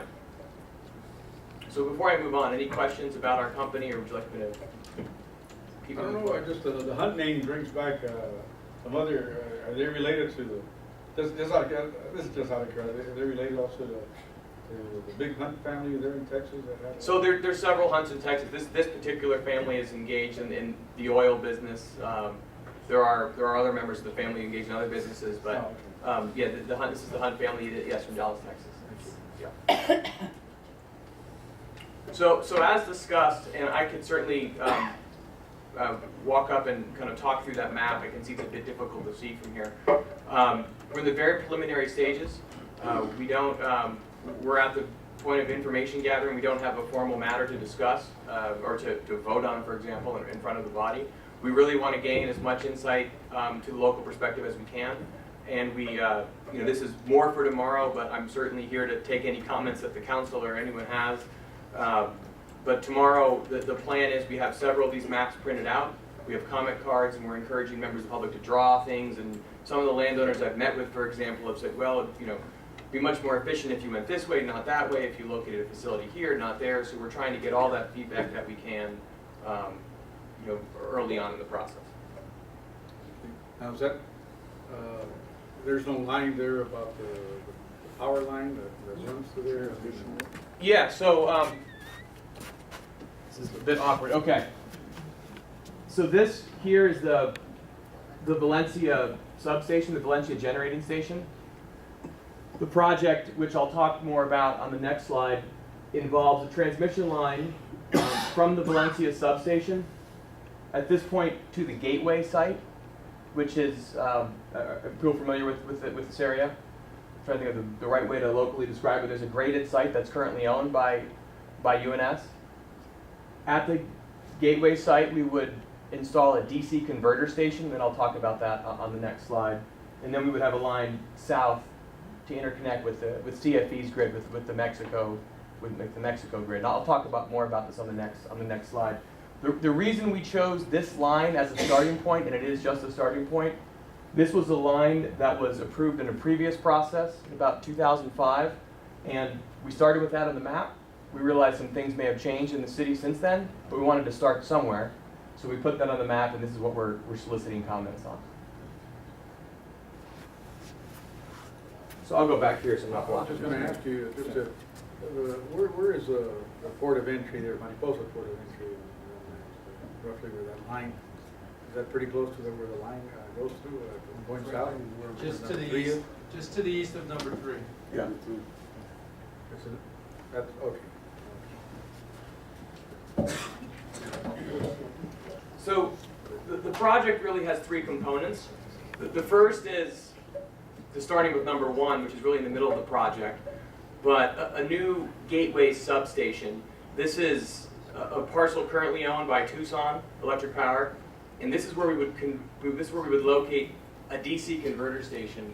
And I'll show a picture of a DC converter station on a few slides from now. But it's basically a substation which allows the electric grid in the United States to communicate and pass power seamlessly to the grid south of the border in Mexico.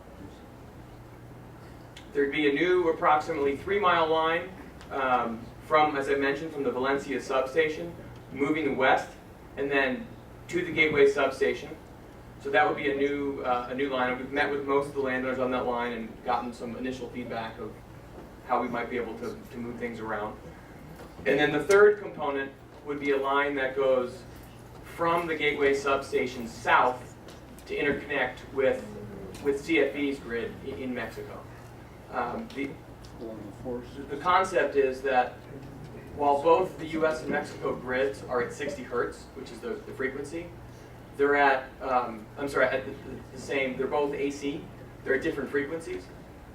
So we need the converter station to make the grids be able to talk to one another. Otherwise, you have grids, all those similar voltages, different frequencies. And the DC converter station allows for regulates. Exactly. It allows for an asynchronous connection to be able to synchronize the grid both north and south of the border. You know, all that power going in Mexico, is that, what kind of a power grid is that? Like how many industrial parks and residential homes are you going to be providing? Right. So that's a good question, and I can answer that here on the next slide. But the idea behind this project is it's a reliability project that provides bi-directional power flow both north and south of the border. So this will really benefit us both here in the U.S. and also in Sonora. Right now, in Nogales, we're at the end of the U.S. grid. If you look at a map, you know, that's it. We're at the end here, and we're powered entirely by the 55-mile line from Vail to Valencia. This line would basically create a loop system. So if there's an outage north of Valencia, we're still able to provide power in Nogales, and we're also able to encourage more economic development, to Aaron's talk earlier, because we'll have a more robust power supply here in the United States. Same goes for on the Sonora side. They'll have a more robust power grid there. They're at the northern end of a grid. We link the two. In an emergency situation, we're able to draw power from both sides of the border, which drastically increases the reliability of the current system. Would that then kind of replace that redundant line that the past never got here? I know you might not be familiar with it, but there was supposed to be a redundant line, I guess, one time coming in and making that loop. Would this replace that? If I may comment on that, Aaron. Good evening, Larry Luceto, Senior Director, Government Relations for Houston Electric and UNS, Unisource Energy. We had a project the turn of the century where we were trying to build a second transmission line to provide a redundant feed for Santa Cruz County. And we had a process that was completed, however, that line was not constructed. The Arizona Corporation Commission had previously directed the previous owner of the system here, Citizens Communications, to provide a second feed to augment the radio feed that serves Santa Cruz County. Having seen what we attempted to do with respect to building the other line and not being successful with that because the Forest Service did not allow that, we, in the near term, decided to rebuild, upgrade the existing radio feed from Tucson, and in fact tied it into a different receiving station at Vail. So that's why now it's, instead of Tucson to Valencia, it's now Vail to Valencia Station project. So that temporarily allowed us to increase the capacity of the line from Tucson into Santa Cruz County.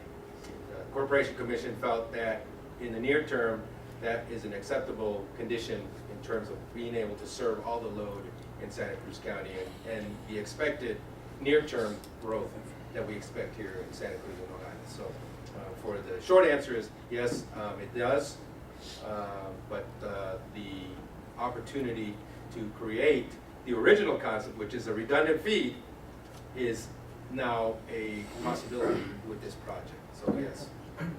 So, Mr. Lucero, just to follow up on that. So is this being offered, or will it be offered as a substitute for the redundancy line?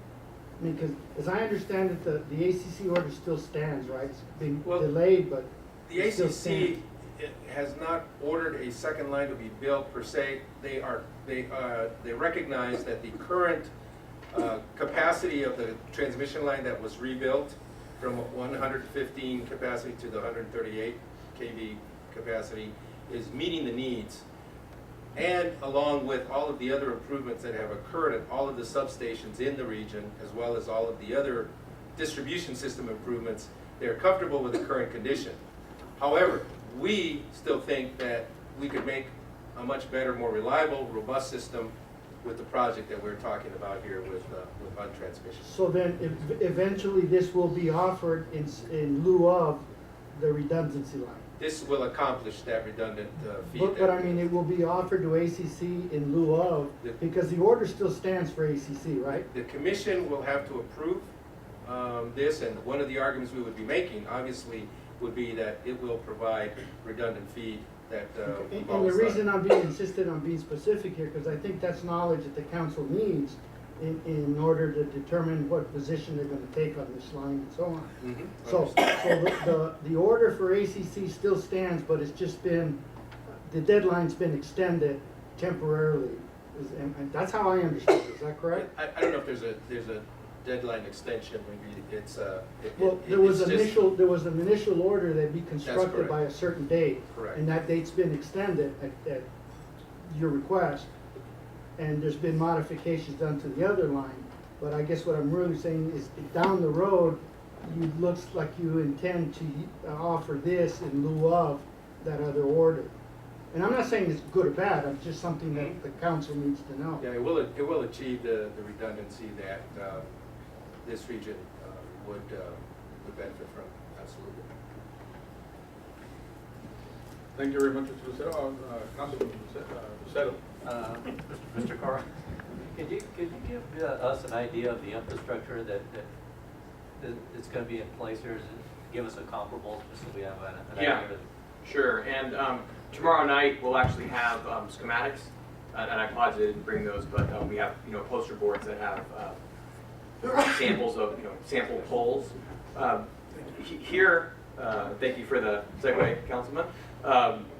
This is a picture of a very similar, nearly identical facility that Hunt was involved in near Mission, Texas. This is the DC infrastructure. You can see there from the aerial view on the one to the upper right. That shows this kind of a typical layout of the actual converter station. It looks a lot like a substation. I would say if you see a high voltage substation, to the untrained eye, it looks like the same thing. It's got transformers and breakers and things like that. The uniqueness is a firewall system where you actually have the converter station, but to the untrained eye, it looks a lot like a substation. So that's with respect to what would be at the gateway site. With respect to the transmission line poles, that would be both the 138 kV, which goes east to west, and then the 230 kV that goes north to south. We would build, just to be consistent with power poles in the area, built to Tucson or UNS's spec. That's the plan. And you can see there near the Home Depot, the line that goes east-west. For example, that's a small portion we would hope to utilize existing poles and attach a second arm structure. But those poles, I think, are very indicative of what we would see. And we'll have schematics tomorrow night, and we can certainly provide those to the council if that's something. I had asked a question of Mr. Lucero previously, and I think I brought it up in an earlier discussion, just trying to determine what the city nexus would be or could be with I guess, the line siting that you're looking at. Is there any city nexus, to your knowledge? So to our knowledge, the likely city nexus, and again, we're still at the point of gathering routing information, so it could change. We don't anticipate going into the national forest, so we would stay on city ground there. So it could be a conditional use permit, for example, for an actual site of a substation site. That could be one, and another could be the routing of the line, and we're still learning exactly what the nexus would be there. But one way or another, we welcome the opportunity to work with the city, and whether there's a formal nexus or not, we'll be here and active, and we look forward to working together with the city. Thank you very much for that. It seems like at this point, it's something that could materialize, and you're pretty serious about connecting right here with Mexico, right? Yes, Mr. Mayor, yes, thank you. And then, so just and again, Mr. Mayor, thank you for the segue. Here's our timeline, our initial timeline. Right now, we've been doing a lot of planning and a lot of preliminary work. We're at that first step there in 2015, 2016. We would initiate, we're initiating public contact. We're here talking to the council. We're also meeting with members of the public, as I mentioned. This project would require, because it would cross the U.S.-Mexico border, a presidential permit, and that would involve a NEPA, or National Environmental Policy action. So that would be, a significant permitting action that we would undertake. We expect to complete that process in the next couple of years, and then we would hope to begin building the project in 2017, subject to all necessary approvals, and then by 2018 have the project in service. And then this is really the last slide I have, and again, this is really geared towards tomorrow night. But again, there'll be Hunt Power representatives, and we'll have a few Spanish speakers there as well tomorrow. UES will be represented too. We'll have comment cards. We'll have markers to draw on maps. We have an information hotline. My information right there. My cell phone, and also my email address. And I have business cards here with me tonight. People should feel free. We really want feedback, and look forward to working with the council and members of the public here in Nogales. Well, thank you very much. You kind of at least gave us a pretty good insight on what we can expect, and I hope that you find all those acquisitions easy to take charge of. I think as a community and a city, we are here trying to help you out to achieve this goal. Is there anything else, legal, or anybody else here? Mr. Carwin, so your NEPA process, would it be managed through FERC, or is that? Actually, through a Department of Energy for a transmission line that goes through DOE. They're pursuing similar projects up in Canada, so they've had a good experience recently, and it would be through the Department of Energy. You're just lucky you're not going to the Forest Service. Yes, sir. And then lastly, just in closing, I sent to Mr. Dealier, actually, they were sending him just some background information, and if the members of the council would like those. They all got that. Okay, thank you. And thank you, Mr. Dealier, for inviting us here. Oh, there was do you mind taking one question from the public? Did you go ahead, Mr. Just as a point of information here, the 138 kV line that came down just recently here, I would want to caution the council and the mayor with exactly the line that is approved by the ACC. And when the 138 kV line was done and it was approved, the line was approved, there were a lot of different private properties that was going to come down on. We were one of the ones that was being affected. The way the presentations are done by Unisource at the ACC are very generalized lines. The ACC doesn't look specifically at where they're going exactly and which properties they're affecting. So just as someone who had been or has been affected by one of the lines where the original KV, the 138 kV line was going to come up. In fact, we had to go to litigation, our family had to go to litigation against Unisource with that line and with the direction of where it was going. In fact, well, from our litigation, they ended up having to move, I believe it was 6 different poles, and add 6 different poles in order to not go through our property. So in this, I would just caution the council and the mayor and the people that will be affected with this line. I'm not saying it's good or it's bad.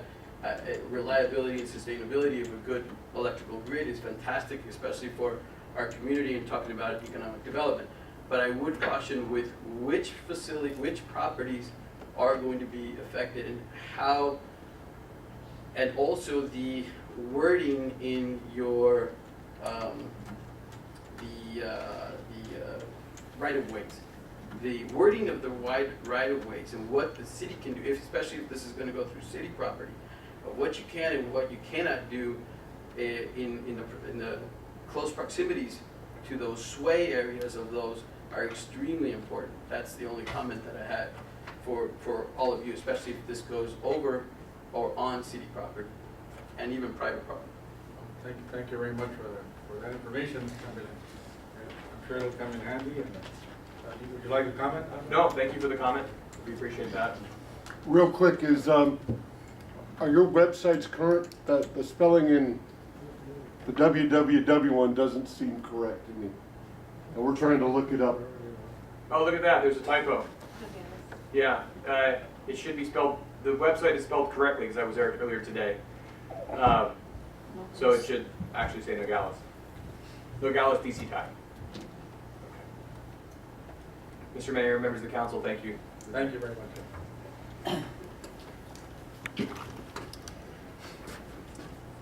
Okay.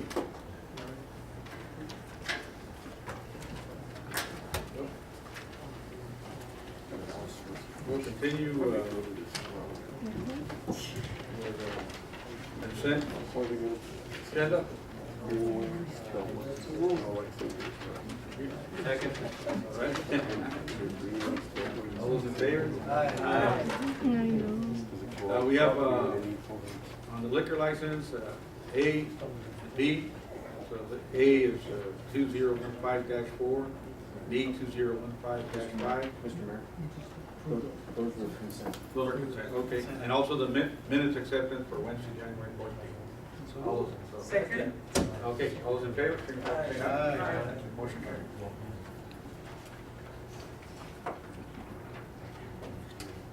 Orders. Line 8, number 1. Consideration and possible action of order 2015-02-010, an order of the Council of the City of Nogales, Arizona, approving a utility agreement with the Arizona Department of Transportation to pay for the cost of relocating a city water main. So moved, Mr. Mayor. Second. Okay, thank you. All those in favor? Open for discussion. There we go. Open for, okay. So on this, I guess, Mr. Dilly, would you like to? Please, I'll just add a couple of quick comments. Again, just by point of reference, this project has to do with the pedestrian underpass or tunnel that ADOT is needing to construct for safety measures dealing with the pedestrians that are coming from the port of entry or going into the port of entry, crossing all of the truck traffic at the ADOT inspection site. Not to belabor again this topic, staff and legal took a pretty aggressive stance with ADOT and GSA, feeling as though we were getting the underhand on this project. GSA in the construction of the enhanced or improved port of entry, built a water line to service the new port of entry. That water line, by virtue of the easement and the structure, became ownership of the city after it was constructed. It's within the state's right of way, and if you read the fine print on these easements that you get from the state, anything within the state's right of way, if you don't have prior rights there, which means you were there before the state was there, basically if the state needs to do anything in their right of way and your utility line interferes with that, you're on the hook to pay for the relocation. However, this whole pedestrian underpass or pedestrian issue was something that the city brought to the attention of GSA and ADOT prior to any of the construction work even happening. And we felt that because of that, this was really a poor design issue, and that GSA or ADOT, one of the two, we didn't really care, really had to be on the hook for paying the tab on this relocation. you know, push come to shove, it looks like it's still the city's lot to take care of.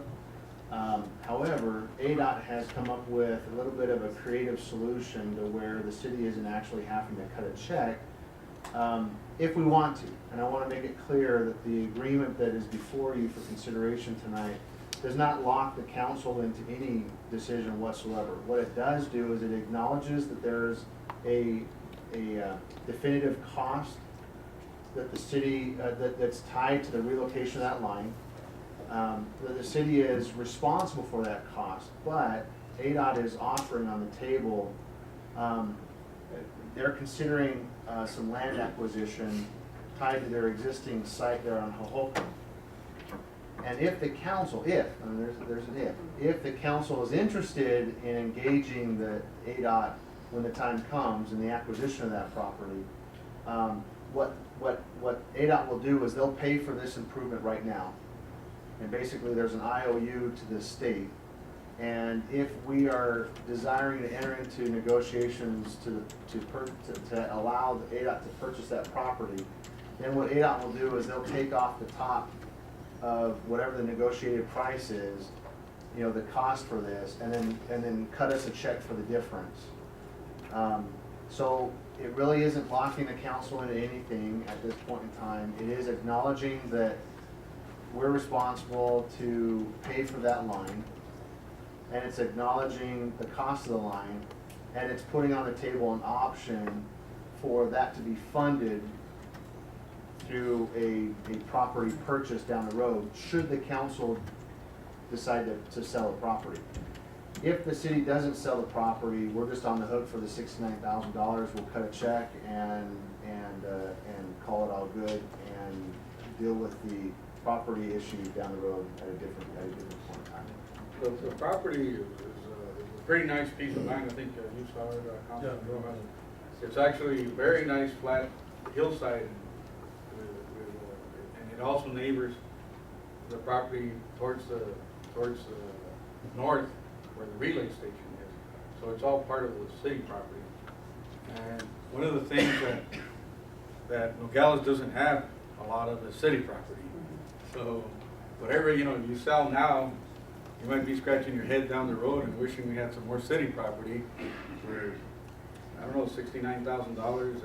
So you can pay now and you keep your property and you can put it to use, but it's something that there's no figures out there, no appraisal of that land, so I guess it's something that you wouldn't want to make a decision on right now, but go ahead, Councilman. Mr. Mayor, Mr. Machado, does this agreement lock us into selling that property to ADOT? No, it doesn't. Gives us an No, option. this just indicates an intent by the state to acquire or to request property from the city. And if that were to happen, and you were to sell it to them, this amount would be deducted. But it doesn't obligate us to do that. Is there a legal or a process, statutory process on how a city can dispose of property, and would this be in compliance with that? No, I mean, this is not in compliance with it, and we've not started the process.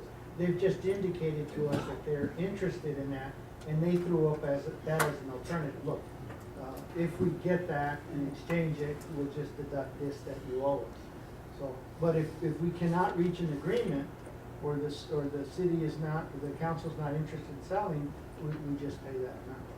So it doesn't tie us into the exchange.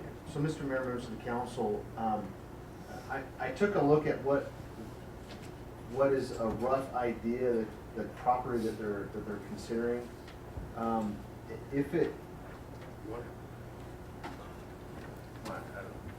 I'll pass this around. It's the area in green.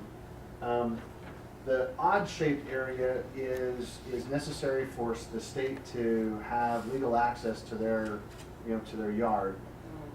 That's kind of a housekeeping issue for them. The larger square area, it looks like it comes right up to the top of that flat ridge, Mr. Mayor, but doesn't encroach much on that ridge. It's mostly hillside, it appears, and goes behind the old, not behind the old, but behind the animal shelter, the county animal facility there. Now, one of the things they indicated in their email, the state did, is the larger section of property is being identified primarily because there had been some previous discussions from the past council on a desire to perhaps take ownership of that yard area that's underneath the Hohokam Bridge. And that has a bunch of stuff there that the state needs a place to store. And so they're saying, okay, well, city, if you want that piece of property, you know, we would like to expand our yard so that we have a place to put that stuff. So you know, there's some things happening right there that it may not need to be even near that size. It just depends on where the council really wants to go with that piece of property under the Holcomb Bridge. That's not agendized for, you know, discussion tonight on that particular piece of property. But I think what's important to note is that the agreement tonight that's before you for consideration does not obligate the council, doesn't put you guys in a corner. You know, it doesn't make it so that you are without the ability to decide something down the road.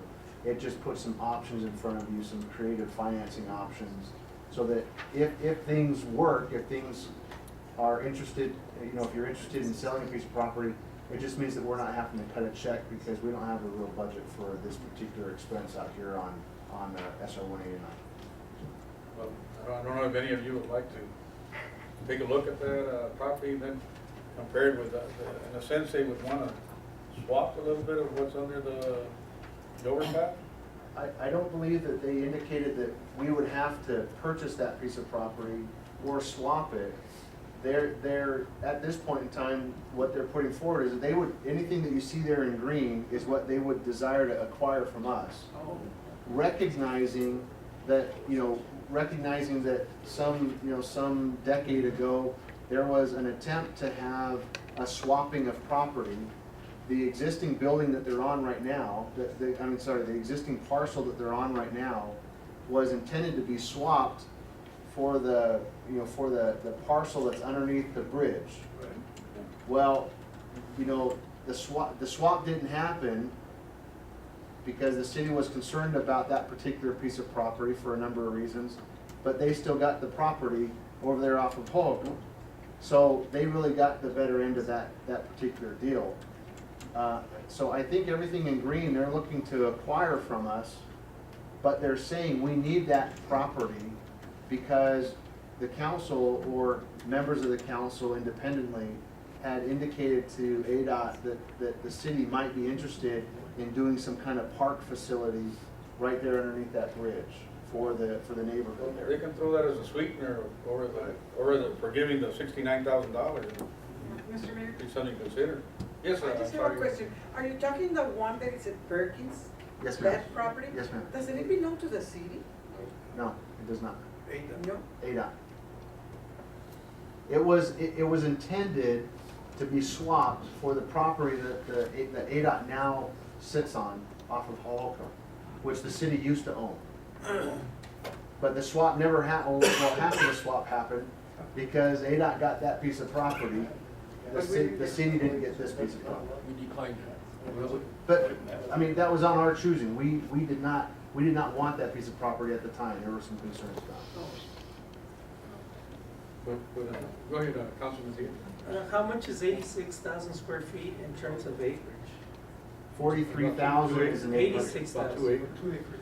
43,000 is a raw acre. Okay. So you're looking at 2 Raw acres. Is that what they call it? So What's a residential acre? Well, with setbacks and stuff, it depends, but you know, your raw acre is 43,000 2 acres. So we're looking at 2 raw acres? approximately. Could the city do anything with this area here, with the 53,000 square feet? Because you got 2 areas, one 33,000 square feet and the other one 53. The 33 is not developable. It's basically housekeeping. It's giving access. They're already using it. That's where their road is, and they're using it for access. So would it be feasible for the city to keep the 53,000 square feet trade off on the 33,000 square feet for the area underneath the Hoboken Bridge. Everything's positive, and forgive the $69,000. So the offer that's on the table for the council, for council's consideration tonight is ADOT will pay for the $69,000 water line relocation as an IOU until the council decides how they want to proceed with the land acquisition. If the council doesn't want to proceed with that, then we would end up cutting a check to ADOT on the $69,000 and we walk away and call it whole. Well, if I may say something, Mr. Kissinger, it seems like I can answer this question real quick with my conversation with ADOT. It might be tough for ADOT to sell us and deed the land underneath the bridge to us, because typically ADOT wants to own the land underneath the bridges so they can get in there and do repairs and stuff. So typically they don't like to sell it. However, we were discussing with them like a lease for $1 a year, so we could lease that land if that would be a desire of the council. Could you put a little park there with yes, sir. And then whenever they have to do repairs, they can close the park? And do Absolutely. They wouldn't let us build the structures, but they were very much in agreement of making it a green area. But in case they needed to repair the bridge, they needed to have access. Correct. Well, let's find out what they have to offer. Maybe, maybe it doesn't exist and we're keeping the land under business. Who knows? Maybe they'll say, okay, take it. Well, it's like Mr. Kissinger said, a lease or something. But we're gonna have to decide on this other property. And originally, the original thought that the city didn't go through the land swap and acquire that land back when they were offering it was because the city had fears of, I guess there used to be a fuel tank there and those types of issues. So I guess there was fears that ground should be contaminated and need to be cleaned up and stuff like that. So the city backed off of the park.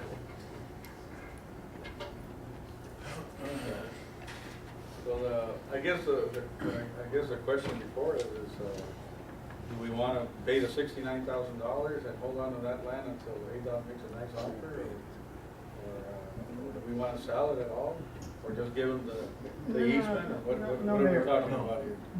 The issue is not selling the land at this point. The only issue is paying the $69,000. And what's on before you is, do we pay it right now, or do we let ADOT pay it and then we wait to see how sweet the deal is on the land acquisition? Okay, so if ADOT pays it right now, we'll just pay them down later. Maybe. If you don't like the deal, then we'll pay them down later. If you like the deal, then they'll pay it and we get what we want. Staff So- recommendation. Okay, let ADOT pay the $69,000 without any commitment? The motion is be to approve To order, whatever. If you approve it, that's what that is. It's already. Okay, all right, so we already discussed it. All those in favor signify by saying aye. Aye. Motion passed.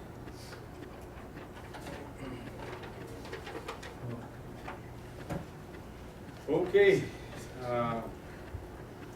orders, number 8, line 2, consideration and possible action of order 2015-02-011, in order of the council of the city of Nogales, Arizona, authorizing the city manager to transfer funds from the contingency fund to the sewer fund in the amount not to exceed $90,000 to fund the emergency repairs of the Peña Blanca sewer line. So moved, Mr. Mayor. Second. Okay, we have a second. Any discussion? Yes, Mr. Lucero. Mr. Mayor, just some clarification.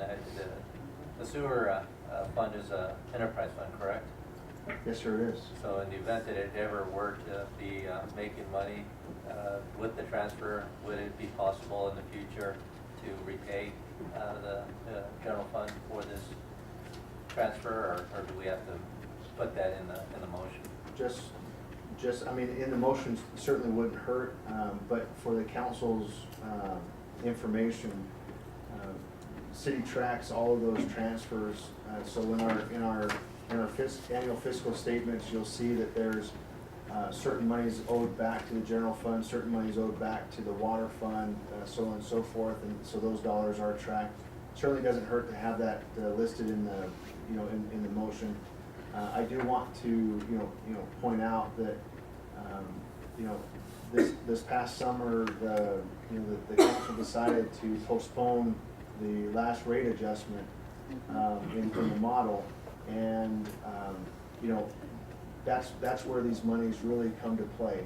And so now we're robbing the general fund to support a business enterprise, because we're not generating enough money. I'm not saying it's totally because of that, but the point is that rate adjustment, the plan that you guys approved has a purpose and a function, and that's what this is all about. Any more discussion? Did you want to make a motion on that? No, I think. You already did. There's already. This motion. No, but I mean, as far as, I feel confident that city staff will make the proper notation. I also doubt that it'll let her make enough money to pay it back. all those in favor of approving the motion, signify by saying aye. Aye. Motion passed. Number 3, consideration and possible action of order 2015-02-012, an order of the council of the city of Nogales, Arizona, declaring as a public record certain documents filed with the city clerk and entitled 2015 City of Nogales Tax Code Amendments. So moved, Mr. Mayor. Okay. Yep. Let me explain what that is. Discussion, okay, Okay. thank you. What we're doing here is the tax codes that are being proposed to be amended under number 11, the ordinances. What we're doing under this order is declaring that document to be a public record. And then if you adopt the ordinance then incorporates the public record. By doing that, we only have to publish part of the adoption, not the whole thing. It's just a cost-saving measure, but it's a two-step measure that allows us to do that. But the real question is, if declare it a public record, which won't mean anything unless you approve the ordinance in number 11. That's where the question should come, number 11. All right. Any discussion? Any questions? Okay. All, What would be the increase on the tax? For the sewer? For the sewer connections, the regular sewer connections, you pay about 21, we use $25 is what you pay residential that hooks up to the sewer line. Mr. Mayor? So the increase will only be very minimum to 40 cents. is that the one where? The tax Mr. Mayor, Councilman Parada, that's probably a better question for the ordinance when we get down there. This one is just simply, do you want to declare it as a public record? Right.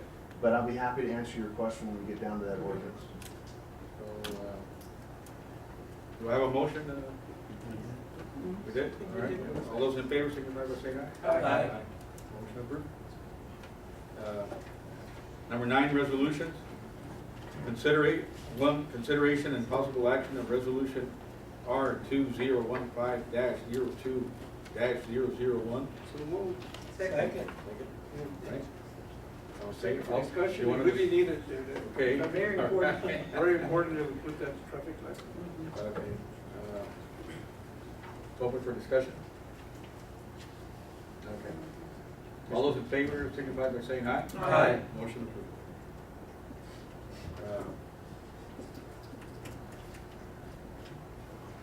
And, just for the sake of the public, I don't think I finished reading it. I'm gonna go ahead and finish reading it Which one? because it was, again, number 9, we kind of went right through it. It's a very important resolution.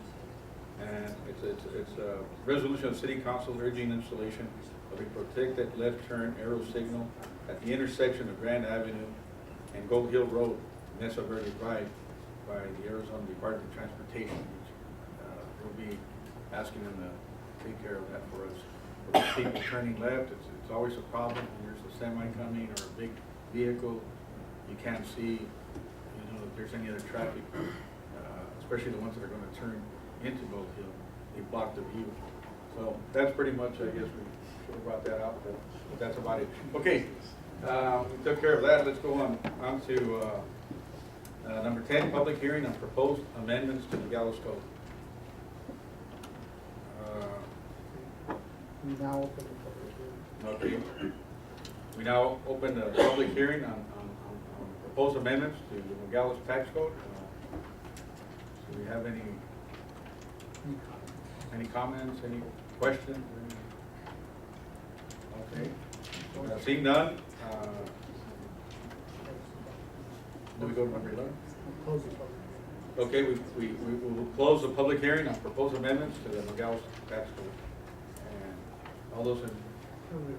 we don't have to, No okay? motion. Yeah, now we just go through. Let's go to number 11, ordinances.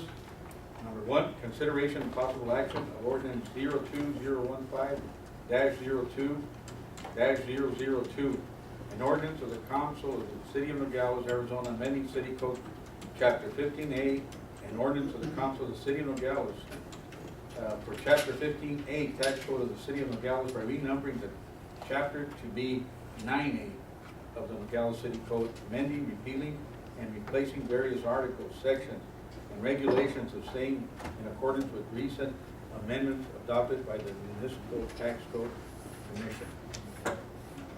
You have one? Second. So now you can. Okay, now we can explain it. All right, let me just start off briefly and then let Sherry get into the details. The staff summary report is a pretty comprehensive explanation of why this is necessary.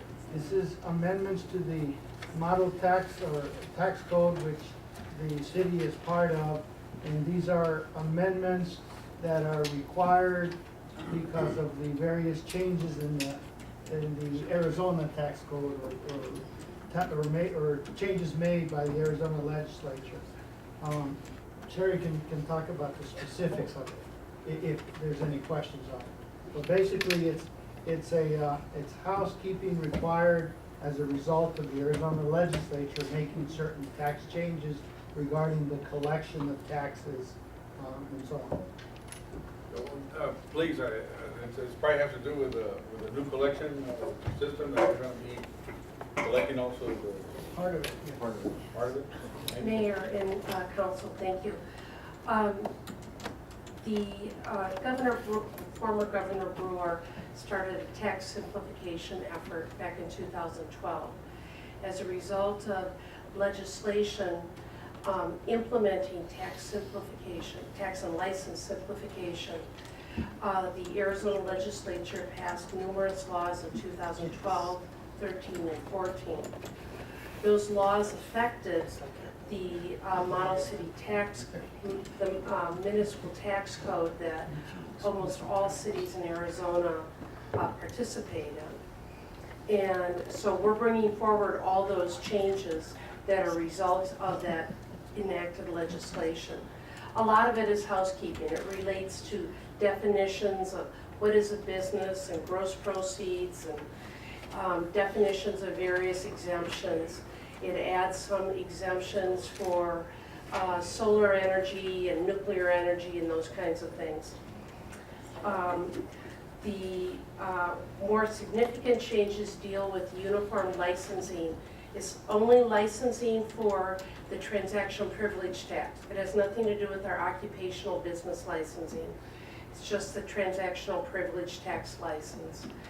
The legislature enacted a penalty provision which we are required to adopt for the late payment of the transaction privilege tax license. So it's only that one license, not the occupational one. Our fee, currently our annual fee is $25. The penalty is 50%, so it'd be $12.50. So, and we checked with the state and with the league, and we do have to adopt that. Mostly because the state is going to take over the licensing for transactional privilege taxes beginning in 2016. Then the last thing, the other significant change that is in here is that the state has allowed for a very long time a sales tax on utility services. Utility being gas, electric, etc., but it includes water services also that ratepayers pay for. A number of cities had been talking to the legislature over many years about including wastewater services in that, so that both services are treated equally under the tax code. So that was passed, I think, in 2013 or 14. So one of the changes that we are required to adopt in here is a tax on wastewater services. Now, councils do have a choice of either adopting the existing city tax on water services, which is 2%. So you can adopt that, or you can adopt something less, 1% or 0%. As far as what have other cities done, I did a bunch of research and I checked with the league. The cities that have made the taxes equal for both water and wastewater are Phoenix, Mesa, and Scottsdale. Then there are 3 cities that chose to implement a 0 rate. And those are Peoria, Flagstaff, and Tucson. And then there are another 8 cities that have not adopted all these changes yet. They're in the process of taking it forward to council. According to the league, who's in contact with these cities, most of them are talking about recommending to their council that the same rate that applies to water be applied to wastewater. But that hasn't happened yet because it hasn't gone to those councils. So the recommendation that we have brought forward is that the taxation be the same, water and wastewater at 2%. What does that mean for our ratepayers? A typical residential bill for wastewater services is $20 to $25. So a 2% tax on that would amount to 40 to 50 cents per month. So that's what that means. So the recommendation overall is to adopt the ordinance as presented with all the changes that are in here. Yes. What happens if we go to 0%? Then people will continue to be billed exactly as they are now with a 0 rate. Because currently there is no city sales tax or even state or county tax on wastewater services, because currently it's not allowed under the Model City Tax Code. But with the legislation that was enacted, once we make these changes to the Model City Tax Code, then we have the option, we have to adopt a rate for wastewater services, but the rate can be 0. And we won't get penalized? No, we won't be penalized. What happens to the city? Right, 3 cities have already done that. 2% will generate how much? About $50,000 to $54,000. That's based on what we had billed last fiscal year, and that's assuming everyone pays their bill as billed. The tax itself, the city sales tax, goes into the general fund, just like it does for water, because it's the sales tax. So it'd be more money for us, the city? For the general fund, yes. It broadens our tax base slightly. Sure, I have a question on that change of the way the state is going to be collecting the tax that we normally get. Will we suffer any losses through that? Is there anything that can fall through the cracks that we might have gotten and them doing it we might not get? Well, the state assures us that they will collect all sales taxes from across the state from all businesses beginning January 1 of 16. Well, I know they're going to collect, but are we going to get our fair share? To be honest, I believe we will. Actually, there are fewer cities that collect their own than are collected by the state. However, the bulk of local sales taxes generated in the state are actually collected by cities. If you look at it the way it is right now, there's about $300 million in local sales taxes that the state collects for cities and towns across the state. But I think there are 11 or 14 cities that collect their own sales taxes. They collect over $1 billion. So the state somehow has to absorb all that and begin doing it till January 1 of 16. So we might suffer at the beginning, because they might be, they might be understaffed. It's possible. I know the league is talking to them about concerns with staffing. There is some legislation that has been introduced that deals with staffing at Department of Revenue, so that they have more staffing. The cities that currently collect their own sales taxes are going to be charged a portion for having to take over their collection, and I assume some of the staffing costs are going to be Yes, absorbed by us. Councilman Lucero? Mr. Mayor, Shane, isn't the part of the governor's budget balancing proposal looking at putting fees in place or to offset their shortfall, and aren't they looking at some of these tax collection services as a way to get some of that money back? So in essence, we may be looking at an increase, but we may be seeing it go away by the state absorbing it. I would have to say yes to all of those points.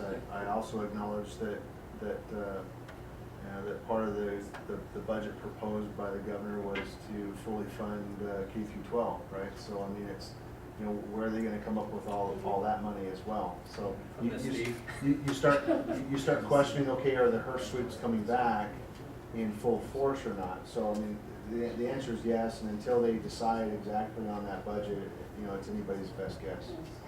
We take it with the HERF money. I think we're losing out on that in Nogales, because the formula they have is according to population, getting the gas tax. And here we are with 500,000 population across the border, 9 million, 3 million cars cross a year to Nogales. And the gas, most of the gas here in Nogales is a lot cheaper than it is across the line. So their formula might work north of Nogales, but not here. The few times that I've taken that particular argument, Councilman put on it, because you've brought it to my attention several times, the few times that I've taken it to the league to introduce or to propose, they're saying, well, guess what? Tucson's going to have the same argument, and Phoenix is going to have the same argument, and Casa Grande's going to have the same argument, and so really it's not going to boil down to anything at the end of the day. So, I hear you. I'm right there with you, and I'll charge up along your side to 303 West Jefferson to see what we can do, but that's what they're going to say. Well, I asked the same question that the League of Cities and Towns, and their answer was, you're going to hurt Pima County. I said, we're not going to hurt Pima County. There's big fish eating the small fish. How can we hurt them? The point is, those areas, Phoenix, Tucson, Casa Grande, all those areas have transient populations that go through every day and fuel up, and they're going to have the same argument if we open that can of.